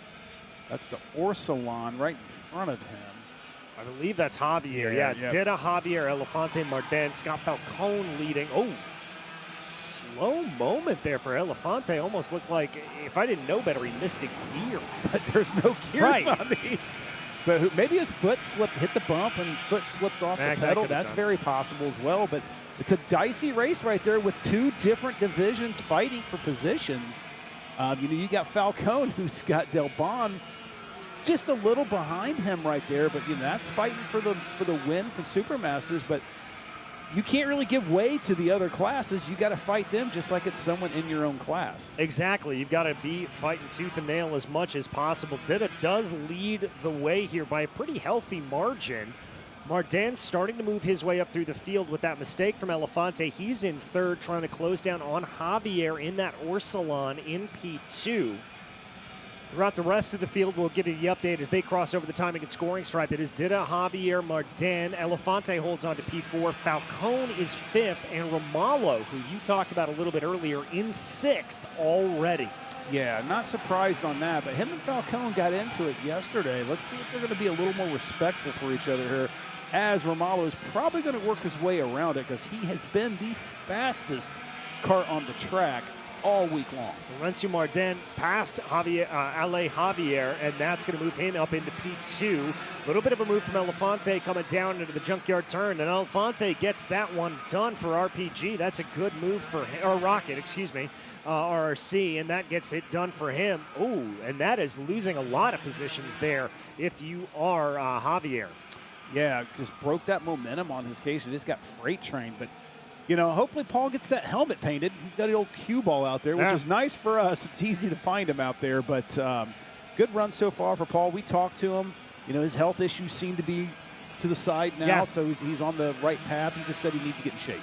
Yeah, that's what he said. And obviously, those health issues come first, and so your physical conditioning is going to be a little bit off the beaten path there. Romallo up into P4 the last time of asking, but a big gap up in front for Dida. My question is going to be, is Mardan able to chase him down? We watch right now Falcone with a little bit of a run. This is the battle right now for P3. This is Elefante and Romallo. I think Romallo just got him. Nope. Elefante giving the old universal signal.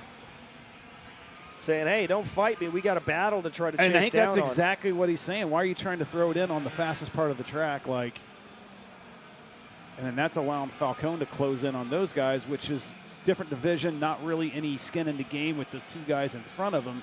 But again, he's got Del Bon right on his coattails as they're going through the timing and scoring. Actually, he's got a little bit of buffer. He's got Javier in between himself and Del Bon does, now. you're So right. that's nice for Falcone. Both of those in Orsilon chassis, a little bit hard to distinguish. It's the pinkish helmet of Falcone. That's the only way I can ever point him out. Yeah. Oh, going on the inside on Elefante. Romalo got around Elefante right there. Let's go. I think hopefully that's what he said. I think there was some sarcasm in that potentially. I think you're right. It's so much. It's so fun though. You see the hand gesture. It's so comfortable. They've been in karts for so long, Right. that it's just second nature to drive these things. So it frees you up to do some other things. So it's kind of hilarious. Up at the front of the field here, Lorenzo Martin starting to chase down Saul Ditta. That could be a battle here in a couple of laps. In the meanwhile, we keep our eyes focused. Elefante being chased down by Falcone. Yeah, Mardan's about 2/10 faster than Ditta. He just went purple with the 57.85 that last lap. As you see, that gap is a second. We'll see what happens as they continue to crank these laps in. You know, who set their card up right from mid-race to the end of the race. Again, this is another one of our 14 minutes plus 2-lap events, so there's plenty of time. Yeah, Romalo got around Elefante, gesture and all, and has started to gap him. And he's got definitely has Mardan in his sights. But the only thing that he can hope for is Mardan catches the back of Ditta and they start defending. That's exactly what I was thinking. If that starts to play, Romalo will be brought right into this battle. But it is about 2 seconds, the gap in between Mardan and Romalo. Romalo was 2/10 faster. He did go purple that last lap with 57.64. See what happens He here. brought it down. My timing and scoring's delayed a little bit. There it is. Yeah, 57.39. So he's 4/10 faster. Plenty of time if you're clicking off laps like that to catch Martin. Yeah, there's plenty of time to do it. Just under 8 minutes left to go in the race. So I think this isn't a foregone conclusion by any stretch of the imagination. And I think Ditta responding a little bit to the heat he's feeling from Mardan. By the way, Daniel Canales looks like he's falling back through the field. He's running 11th overall right now. That's going to be last in the Supermasters category. Yeah, you can see that gap between Ditta and Mardan closing. It was what at the stripe, 7-1. All right, so Ditta right now, let's see what it is as it comes to the stripe. He's going to come right now, comes across. It's going to draw. It's going to grow up to 8.82, so good running there. We go down to Jackson Lambros for an update. Yeah, guys, trouble for Dan Devereaux, who looks like that VLR power plant has quit on him coming out of turn number 12. Immediately threw his helmet to the ground and walked over. Definitely okay, but frustrated after finishing P2 yesterday, I believe, starting in row number 1. So rough way for a Saturday to end for the Englishman. I hate to hear that for Dan, and he will be scored 2 laps down, and that number will only grow from here on out, unfortunately. Keep our eyes fixed on this battle for the lead. Ditta and Mardan up at the front. With Romalo starting to close on in there. You can see that the fastest lap of the race being set by Romalo. Significantly. I was going to say by a healthy margin. Yeah, he'll be up there in no time. Which will make it exciting for us. We like to see some battles. You can see it right there. I'm not sure if Mardan knows that he's coming as fast as he's coming, but I'm sure he'll start sensing it here shortly. Well, as you've talked about before, even if you don't take that glance behind, the engine sort of harmonize in a little bit of a weird way, and you can actually hear when that second motor comes up behind you. Oh, absolutely. And I know Mardan. About right now, he just looked over his shoulder right when I said that. Yeah, he's coming fast. All right, let's see. It's a great shot to show the rubber on the track through 6. 6 is where most of the rubber gets picked up at. Yeah, it's the highest. Oh, did he get speed corner around on the Mardan? track. He got around Mardan did. going to the junkyard corner. Impressive. So fast right now.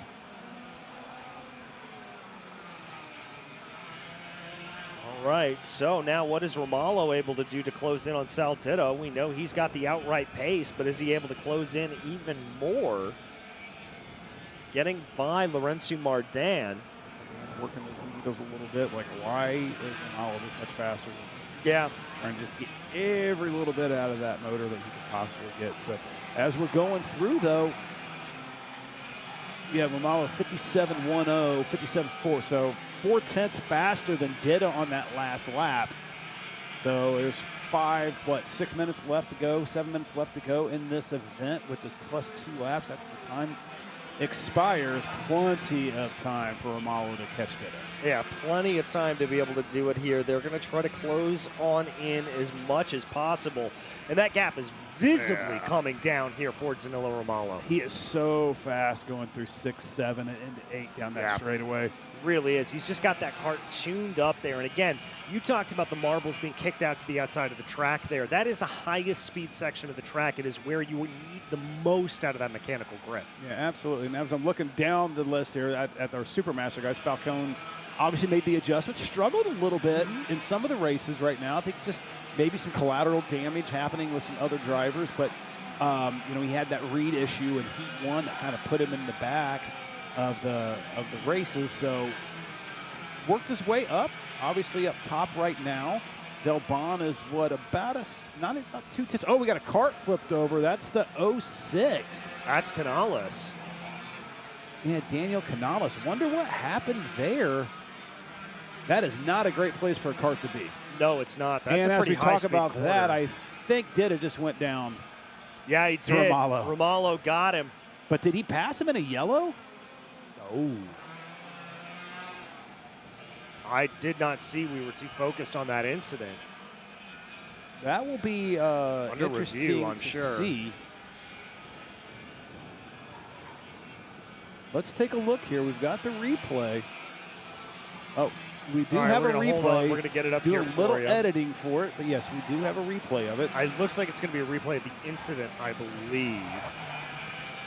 Not the pass, the incident. As there, that's... Dida goes back around, puts Romalo, and that puts Mardan back to second. Or is that our talk? Is that our group? That is our group. That is our right lead there. group, yeah. So this is not over yet. This is still a good battle. All right, here's the replay we're going to check out. Just all by himself. Oh, wow. Didn't turn. Got into marbles and just pushed. Oh, that's got to hurt. Ooh. He's going to feel that tomorrow painful. as a 40-plus-year-old man. Yeah, that's not going to be good. Hold here real quick. Can we keep on? I wanted to see where that pass happened with Romalo. Oh, we didn't get that We did far. not get that. All right. Well, Dida back in front. Mardan second. Romalo. It's so interesting how they just have responded back. Yeah, really and truly. 2 minutes, thereabouts, plus 2 laps. Dida back into the lead, trying to hold off. Now here comes a run from Romalo down into turn 6. He's going to push Mardan out of the way, gets it done. I wonder if that's the same place that he got the move done onto Dida. Yeah, I'm just kind of curious because I saw him, he was behind Dida and then ended up in front of him, and then there's a yellow there, but that's unfortunate because if you set up the pass going into 8, you're setting it up in 7. Right. And if you've already committed to it, you make the pass and there's a yellow there. That's unfortunate. Yeah, you're going to get caught by the wayside. 4 laps to go as they cross over the stripe. Dida continues to lead. Romalo back on the charge once again as Jackson's got an update. Yeah, scary ride there for Lucas Bernabeu. Was fortunately running over and saw him able to get up under his own power. Currently sitting behind the fence. Let out a little bit of a yell, and to quote Jake Sanson, I'm not sure if that was in pain or more in frustration of himself, but regardless, looks to be okay right now. We'll try and check in with him after this race. Guys? All right, thank you, Jackson. We check back in on the battle for the lead. Romalo looking aggressive here down into turn 8 on Dida. He's going to carry a little bit more speed around the outside. Now in the back straightaway, does he decide to take a little poke to the inside? No, he does not. Twitchy under braking there was Sal Dida. Yeah, very impressed with Didda to fight back. I thought when Romalo got out front, he was just going to run away from everybody, but absolutely not. Didda and Mardan had a different program in their own minds on what they were going to do, and Didda looks really strong right now. This is going to be very interesting to see what this is going to be at the end here as we go to live timing and scoring. Let's take a look. Oh, down to the inside goes Romalo. Didda fights back around the outside and holds it. Nicely done, Sal Didda. But a good run off of turn 5 for Romalo. Elefante's back in this conversation as well, by the way. Yep, that's a favorite spot to pass right there for Romalo. He passed Mardan there, now just passed Didda. Let's see now that he's in front with some clean air if he's going to be able to roll. And out there, Elefante did get around Mardan for that final podium position. That's impressive. Oh, look at Mardan just like hopping that cart, like you say, willing as much pace out of that thing as he possibly can. And Romalo's like, I'm done playing. It's time to go. Yeah, exactly. All right, they're coming to the Twin Sticks here at the line. 2 laps to go for your drivers. Something tells me this is not settled quite yet. No, that podium is not solidified, and I think Mardan's going to throw a little wrench into that as much as he can. See if Elefante gets really defensive there. Now got a good run through 3 into 4. Puts Mardan gapped a little bit right there. We have Falcone over there, and as you see, Romalo's working his needle still a little bit, which is surprising. Yeah, just trying to make sure that that last-minute adjustment's going to work and that the kart's going to be feeling good. All right, here comes the leaders. I can guarantee you round 2, Mardan's going to have his own stuff here. Oh, yeah. For sure. Mardan kind of borrowing this weekend a little bit. Yeah, last-minute decision to kind of come down and decide to fly down and not trailer his stuff down. So, yeah. Right. Romalo leads over Didda, over Elefante. Mardan in 4th. It's more spread out than I thought they were going to be at this point in the lap, and Romalo looks like he's got this in the bag. Yeah, absolutely. Did what he needed to do. I was hats off to Sal Didda for fighting back and taking over the lead there for a little bit. Completely surprised by that, but man, great run for Elefante. Fell off a little bit there in the middle of the race. I think that battle between Didda and Mardan and Romalo allowed Elefante to catch them, and then this is what we're seeing. Looks like Elefante is going to end up on the last spot of the podium. I mean, this is a great inspired drive here from Elefante. He certainly just kind of took advantage of others' misfortune, caught those battles ahead of him, like you said, and was able to get it to play. Romalo right now comes through the final corner, down into the last kink. He's going to come across the line, and an amazing back to front. He will take victory. Didda holds on for P2, and Elefante with an inspired drive into P3. Yeah. In your Supermasters category, it's going to be Falcone that takes the victory. Del Bone, Tony Paulo. Yeah, I was looking at it. Elefante didn't set his card up correctly. Yeah. Fastest laps in the last laps of the race. Yep. So probably a little low on tire pressure when they kind of came out. But good run for Paul finishing out that podium. Yeah, very, very good for him. Always like to see Paul up there. He's one of the good guys of karting. And Bernabu, who had that pretty brutal wreck, hope he is okay. We'll wait to go down to Jackson here, who's going to have some interviews and some updates with the winners. And then after we are done talking to Jackson, we will only have one race left to go today, and that's ROK VLR Jr. Always a good one to end on. Exactly. Trying to see pre-finals if there's any names with any. Marco Romero had a little bit of a penalty, so he's going to start back a little bit. That was a name that we were talking through, but it's going to be a barn burner. It certainly is, but let's go down to Jackson right now. Danilo Romalo, a numerous champ, multi-time champ in Brazil, running D2 Motors now. This is some pretty good advertisement for your product here. Victory in Orlando. Yeah, I'm really happy after some bad luck on the last read and the pre-final after crash. My team worked pretty well, so my mechanic is amazing, my engine, and so I just big thanks for my team, for my family, and I'm really happy starting P last and finishing 1. So that's it. Congratulations, Danilo. Thank you so much. Guys.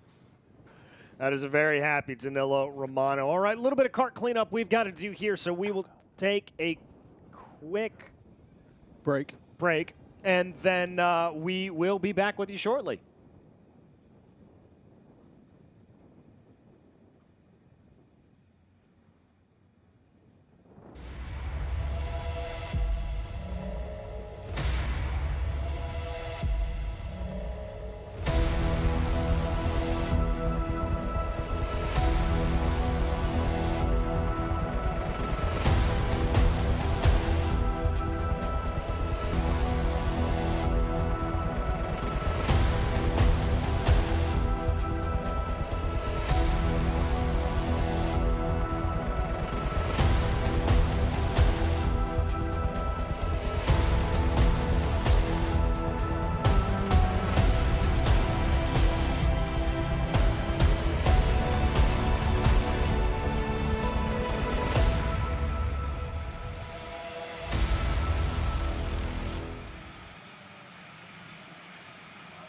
Odenthal Racing Products leads the pack. From the highly popular EasyGP camera mounts to our tough case to GoPro case, racers everywhere trust ORP for strength, reliability, and precision. We're proud to be the #1 engine mount manufacturer in the USA. And with our new Easy Bumper Retainer System, you won't get caught out with a failed bumper bolt again. Odenthal Racing Products. Lead or get left behind.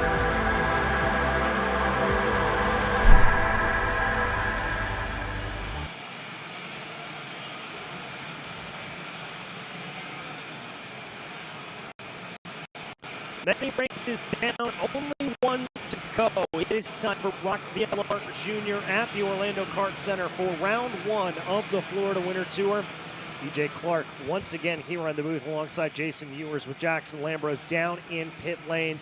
We have got a star-studded lineup here for ROK Jr. Maxwell Macha and Isaac Malkit up in the front of the field. Nico Orbezo, one of the drivers that we've been following quite a bit. Tristan Murphy, Darren Kidd, and Nico Katowski, just to name a few in the top 6. Yeah, and again, you've heard those names before in earlier broadcasts because they're playing double duty. They ran the GP Junior class, also running the VLR Junior class here. Katowski's in a different spot than he's used to. He's been leading and up front. He led quite a bit yesterday in this and then kind of just got freight trained and had him start back there in that 6th spot. So I think Murphy and Katowski are the ones to look for to move forward as fast as they can, because I tell you right now, I don't think Nico doesn't like the lead. Yeah, we may have a waved off start here. 8:42. No, yes we do. That is going to be a waved off start. So we will come back around once again. I do not know who the 842 is. I'm checking right now. The 842 is Darren Kidd. It's a name we were calling a little bit earlier in the running back in the ROK Junior. It looks like he is refired? Maybe. Where was he starting at here? He was starting 4th. Yeah, so that's unfortunate. Hopefully he gets that fired back up and get back in line here. Oh, he's having issues right there. He just can't get the motor to run. That is so disheartening. Oh, I hate to see that for Darren, especially with such a good start. He's got it started. There he goes. Can he cut through the track? That's what I would do, but I don't know if legally he can. I don't know. But he should be fine. They're lining up pretty slow over there, so he's going to be flying to him. Yeah. But then he's got to work his way into. I haven't been able. We get a really good vantage point of 8. I didn't know that. Yeah. Does look like Kidd's at least going to be able to catch up to the back of the field here. Oh, he's going to work his way up, dude. There's no way that I would not try to get my position back in the 4th, unless they don't let him. They're not going to let him. No. Yeah, he's going to start at the back of the field. That's very disappointing. But that'll be something to watch throughout the course of the race. We've seen it happen twice today. Yep. So a little bit of a bigger field here. A little bit more parity, but. All right, Macha and Malkit. Oh, it's waved off again. Something's going on here. Is it Macha's fault? I think I've got to look at the ROK rules. Oh, this is killing Darren Kidd, because every time they slow the motors down, his motor stalls and he's got to try to refire it. So I thought after 1 the clock started. I also thought if the leader, I don't know why they're calling these races off. Is it because Kidd's not in the 4th spot? Maybe. But I'm just kind of interested to see what's going on. Yeah, he's out. Oh, you hate to see that for Darren Kidd. And he got it running. That's just awful. Yeah.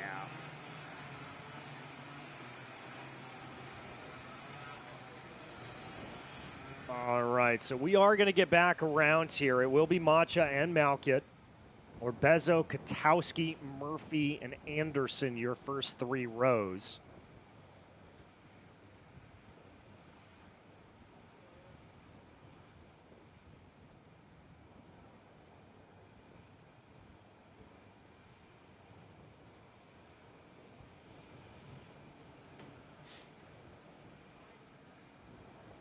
Right, they're going to come back around here.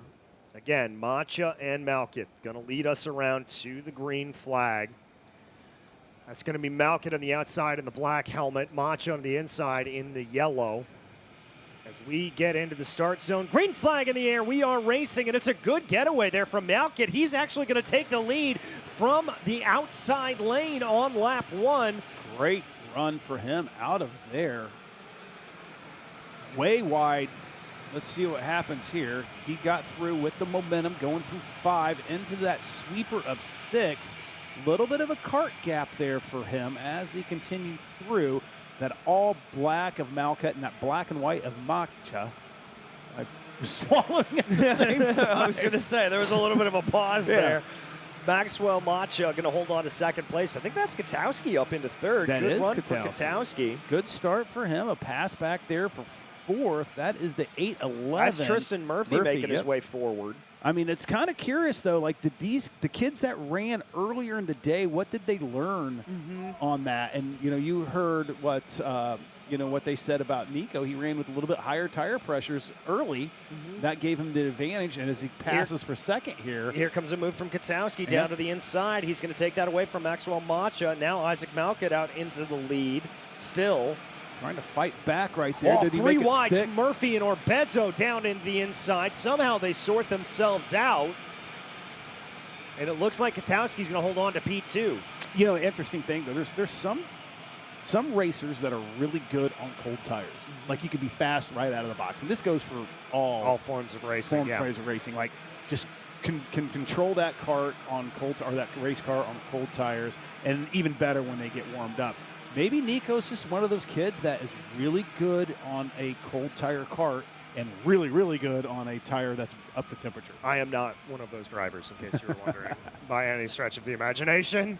Malkit does continue to lead, but he has got Katowski starting to close in behind him. It's a full 3-cart breakaway here. Cole Anderson holding on to P4. Excuse me, that's Orbezo holding on to 4. Murphy, Ruiz, Anderson's been shuffled down into 7th place. As they continue to keep going around. And there we see Malkit starting to try to build a gap, but Katowski just reeling him in slowly but surely. Yeah, when you're turning purple laps from Katowski, you're not going to really pull away. No, you're not. As he's going to close on in here down into turn 8, the junkyard turn, and that's where Katowski's going to gain some ground. Now tucks up behind, dips down. Tries to be able to gain a little bit of that draft. Orbezo trying to get a gap between Murphy and Ruiz. There's a little defensive driving farther back in the field. I think that may have been João Pereira. Yeah, I'm surprised right now with the gap. And just right there, Macha just took a huge curb, trying to just will that car as fast as he can to just not let Katowski and Malkit step out on him.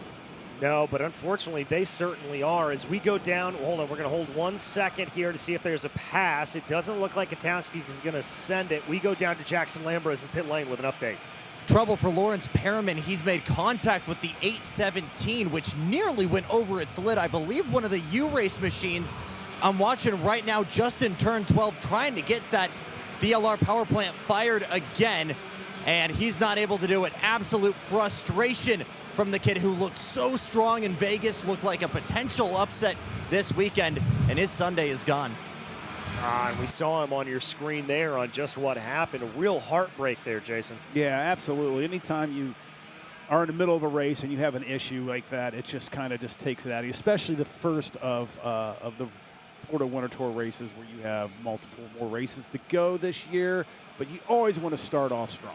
Yeah, you always want to get a good starting point and be able to build momentum from there. It's far easier to carry on the momentum rather than have to reset and rebuild the momentum, as it were. But Katowski right now keeps up his approach on Isaac Malkit, not seeming too aggressive here. I get in the sense that Katowski, with 10 minutes left to go, is relatively content to just wait behind, learn his opponent's moves, and make the move when he wants to right there into turn 8, and there goes Katowski.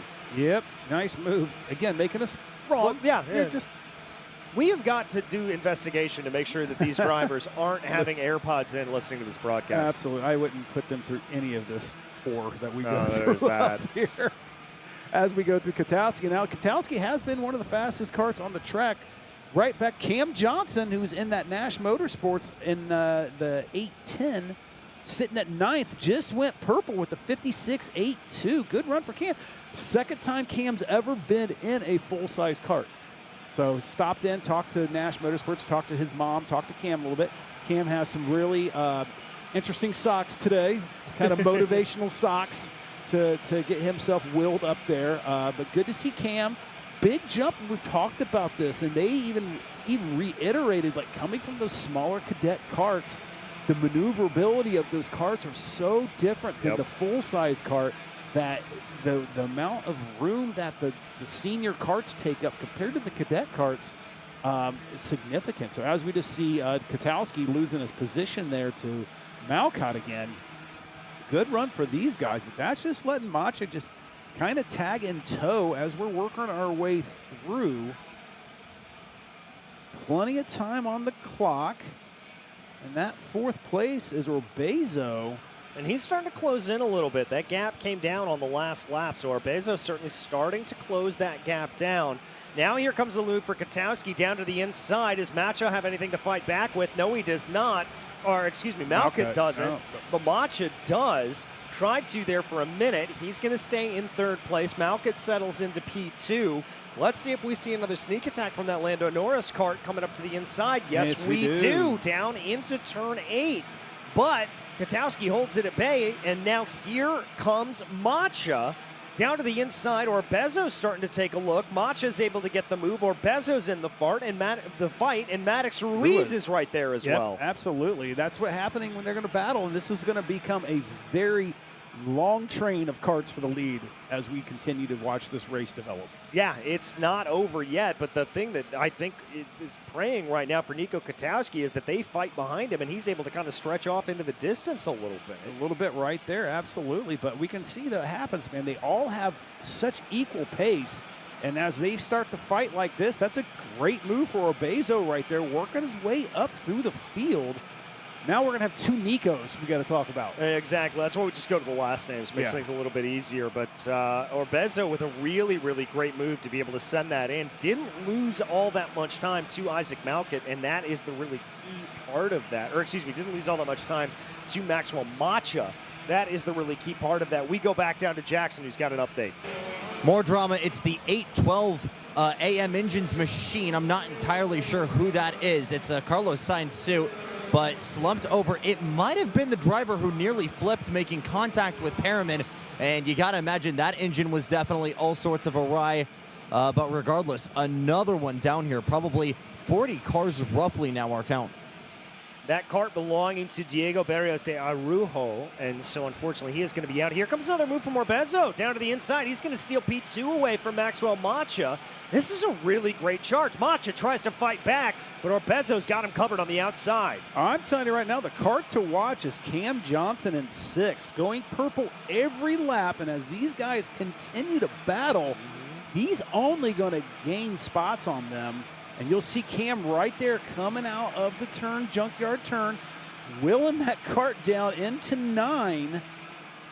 And it's not going to take long, and Cam's going to have a legit chance at a podium here. But the one to benefit out of this is Katowski out there in lead. Let's see what the gap is as they cross the line here. It was 0.43 back to Macha. It's now 0.51 to Orbezo. My question, though, is Orbezo has been able to get a little bit of distance between himself and Macha, so what's his outright speed going to be? Cameron Johnson, who you mentioned earlier, that's that Nash Motorsports, that sort of metallic blue that you see starting to gain in on the back of your screen. Maddox Ruiz also there as well. And purple again that lap, so Cam's cart is really coming in. Jason Birdsell's their mechanic. I've known Jason for years. Obviously knows what he's doing around a go-kart and is doing a really good job of giving a great piece of equipment to Cam. And Cam is a member of that party right now. Yeah, he certainly is, closing in on the back there, and we'll also include João Pereira as in that party, who's not too far behind Cameron Johnson, probably learning a few things from running so closely next to somebody so fast. Orbezo looks like he's closing in. He is closing in on Nico Katowski, cutting that gap down by about 0.2 of a second. And he just went purple that last lap, so definitely need those guys to battle for the guys behind to be able to catch up. Well, the way we've seen Orbezo, I don't think he has any desire to sit and follow behind. I would not be surprised if he sends a move on Nico Katowski here very, very shortly if one presents itself. Let's see if he does it down into turn 8. Not quite close enough to be able to get that done. They'll keep going. Now, here goes Katowski. Little glance behind. Oh, we got a car spun around there. 2 carts spun around, contact into the first corner. That's the 7 Sodi. Back in the pack, I'm not sure where they're at. That would probably be Nicholas Ramilla. Yeah. No, that's a hot driver. It was the Miguel Montero. All right, yellow flag is displayed here, so no passing coming down into turn 1. They clear it now. Here comes Orbezo. He's close. Orbezo goes purple again, so that cart has come into its own right now. Perfect time to do it with about 5 minutes left to go in this race. Yep. Looking over his shoulder there just to see where Macha's at. No worries there. Plenty of gap as they're going to the junkyard turn. There's Cam Johnson joining that party now. Yeah, Johnson quite hasn't been able to get the move here on Isaac Malkut, but he's certainly close. Here comes Orbezo. Move down to the inside. No, thought better of it. Maybe just a move to see if he could get Nico Katowski to bite on a defensive line, but one way or the other, it did not play out. But Orbezo's still very close. Oh, here comes the going move into into 12. He noticed there that Katowski took a big clobber of the curb into 10, and he took advantage. Definitely upset Katowski's cart, and that was a very smart move by Orbezo to understand great opportunity to pounce on an opening that I was not expecting to be there. Nor was I, but that is just opportunity to be getting advantage there, and very, very heads up for Nico Orbezo. Now the question is going to be, is Maxwell Macha able to fight back with anything? Just over 2 minutes left to go. Call it 2 minutes and 10 seconds. Time starting to wind down here on our final race of the day. ROK Viallard Jr. for the first round of the Florida Winter Tour, live from the Orlando Kart Center. Cam Johnson got around Malkut for 5th. I think Malkut's cart's a little misset up here. He has fallen back through the order. This is not looking great for the driver of the 870. And Cam got Ruiz right in his view, still clicking off very fast lap times. So see if they can produce a little more advantage as Ruiz is sitting there going, no, that's Jansen. They both passed Ruiz, so that's Malkut and Johnson. Okay. So Malkut's tapping the helmet going, let's go, understanding that probably Johnson's a little faster. Move for Katowski down to the inside. He's going to take the lead away from Orbezo. This is exactly what the likes of Malkut and Johnson need. Absolutely, and this is 100% what we're talking about. And right now, Cam Johnson hasn't ran with these kids before. So this is new. So is he going to be a little more aggressive, or is he going to be like, I need the respect of these drivers. I'm not going to put a dunce move in on somebody. So, but this is exactly what you just said, DJ, that they're sitting there battling, and you can just see Malkut and Johnson just kind of start joining the party. And we should get, we got 4 more laps left.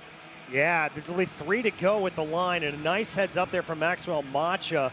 Nico Orbezo tried to set up Katowski going into 10 and 11, took a little bit of a wider line that compromised him going into turn 12, and Maxwell Macha able to take advantage. Now Macha almost touching grass down to the inside, gets one, gets by as well as Orbezo. Big hit to the back. That's Isaac Malkin in the fight. Katowski holds on to P3. Third. And then that just hits Malkett right there, going on the inside of Katowski to drop him another spot, going to the 6. And Cam Johnson trying to go in tow, missed out. Oh, who was behind Johnson? That's just Ruiz. Just probably got around in that Norberg cart. Johnson's probably got the drag race going there. Nope, Ruiz sticks it in on the inside, coming down 9. But great move for Macha right there to be able to hold Katowski on the outside going through 6, where we don't see a lot of passing being done. No, we do not. 2 laps to go. Your order is Macha, Orbezo, Malkut, Katowski, Ruiz, Johnson. Also throw Cole Anderson into that mix as well. Yeah, Katowski kind of messed Johnson up going through the bowl up there, going into 8. Katowski got all up on the curb and had to back off, and then Johnson had to back off, and that allowed Ruiz to get that run into 8. But I'm telling you right now, Orbezo is not going to let Macha take off. No, and tried to put him into a compromising position there into turn 6, maybe seeing if he can compromise that, jump in from behind. It looks like Ruiz has been able to stay ahead, but here comes Orbezo looking to the outside of turn 9. Not able to do it. Can he get the cross back? No, he cannot. They'll stay in line there. Look from behind from Maxwell Macha. Isaac Malkett licking his lips here. He loves this battle taking place in front of him. Absolutely. Good run for those 3. Very respectable. Pushing a little bit, but not pushing too much. White flag to go. Very defensive line. Outside goes Orbezo, trying to will through as we go in. Going to be super low right here for Macha, knowing that's the passing. Why would you open your cart up like that? Oh, contact there. Malkut into the side. And Katowski to second right now. In tow right there on Orbezo. I have no idea why Macha would swing his cart out right there. I don't either, but it's now a 2-cart battle for the most part up front. Macha and Orbezo trying to sort this out. Malkut holding on to P3, but he's a little bit farther back. Does Katowski send a haymaker? Orbezo goes defensive down to the inside. Doesn't open up an opportunity there for Nico Katowski. Katowski looking this way. Katowski looking that way. Into 10 and 11, trying to sort themselves out. He's going to try the long way around. No, goes for the crossover. Little push He's going to go, and Katowski's got the lead. He's got the win. Katowski takes victory. That's going to be interesting to see. Do we got a replay of that, fellas? I want to see what happened to that corner. I want to see if he gave a little love tap with that chrome horn. Maybe did, but one way or the other, that is a heck of a way to end racing action for the Florida Winter Tour. Race. My goodness gracious. That is great. But you know what? If Orbezo was sitting there blocking, I don't blame Katowski for moving him. I don't either. I mean, I think that's a good play to try to make that move one way or the other. I'm sure we'll hear some choice words down on pit lane when we talk to Jackson Lambros. Again, trying to pull up that replay here shortly. We'll get that to you just as soon as we can, as everything sorts itself out. All right. Jackson down on the spot there. You can see him waiting to talk to our victors. That was a way to end a weekend right there. Most certainly. All right, we wait to hear from Jackson down in pit lane. Obviously, Orbezo, there are little discussions here. They don't look too upset with him, but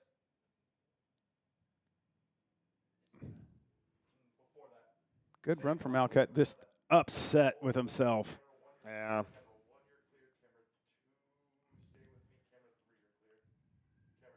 Orbezo trying to just get through those emotions. All right, and we go down to Jackson Lambros, who's been able to catch up with our victor. He had to work for it a little bit more this time, but Nico Katowski taking victory in VLR Junior. Talk to me about that pass on the last lap. It was pretty good. I saw in GP, Bergman went around the outside of him because he parked it, so I thought he's probably going to try to flow it out a little bit, and then I crossed them, and it was a pretty good move, so I'm pretty happy. Katowski sweeping every single race they've done so far this Sunday. Pretty good way to start 2016. 2016? People keep doing the throwback to 2026 and saying it's the new 2016. So you're starting 2026 with 2 wins. How's that sound? Pretty good. Sounds good to him. Guys? I love that he's throwing a little shade at you there, Yeah. Jackson. That's pretty fantastic. But I think we're still waiting on that replay to come up. No, we are not going to get it. So, race fans, want to thank you so much for joining us here at the Orlando Kart Center for round 1 of the Florida Winter Tour. We'll be back here at OKC in about 3 weeks' time, but on behalf of our entire production crew, Hacker up here in the booth, Bob on replays, as well as Jason Loria, who helps put everything together, and our incredible camera crew. My name is DJ Clark. I have been lucky enough to be able to be joined by Jason Ewers and Jackson Lambros on commentary duty. We are so glad that you have been here with us this weekend. We'll see you back for ROK Cup in about 3 weeks' time.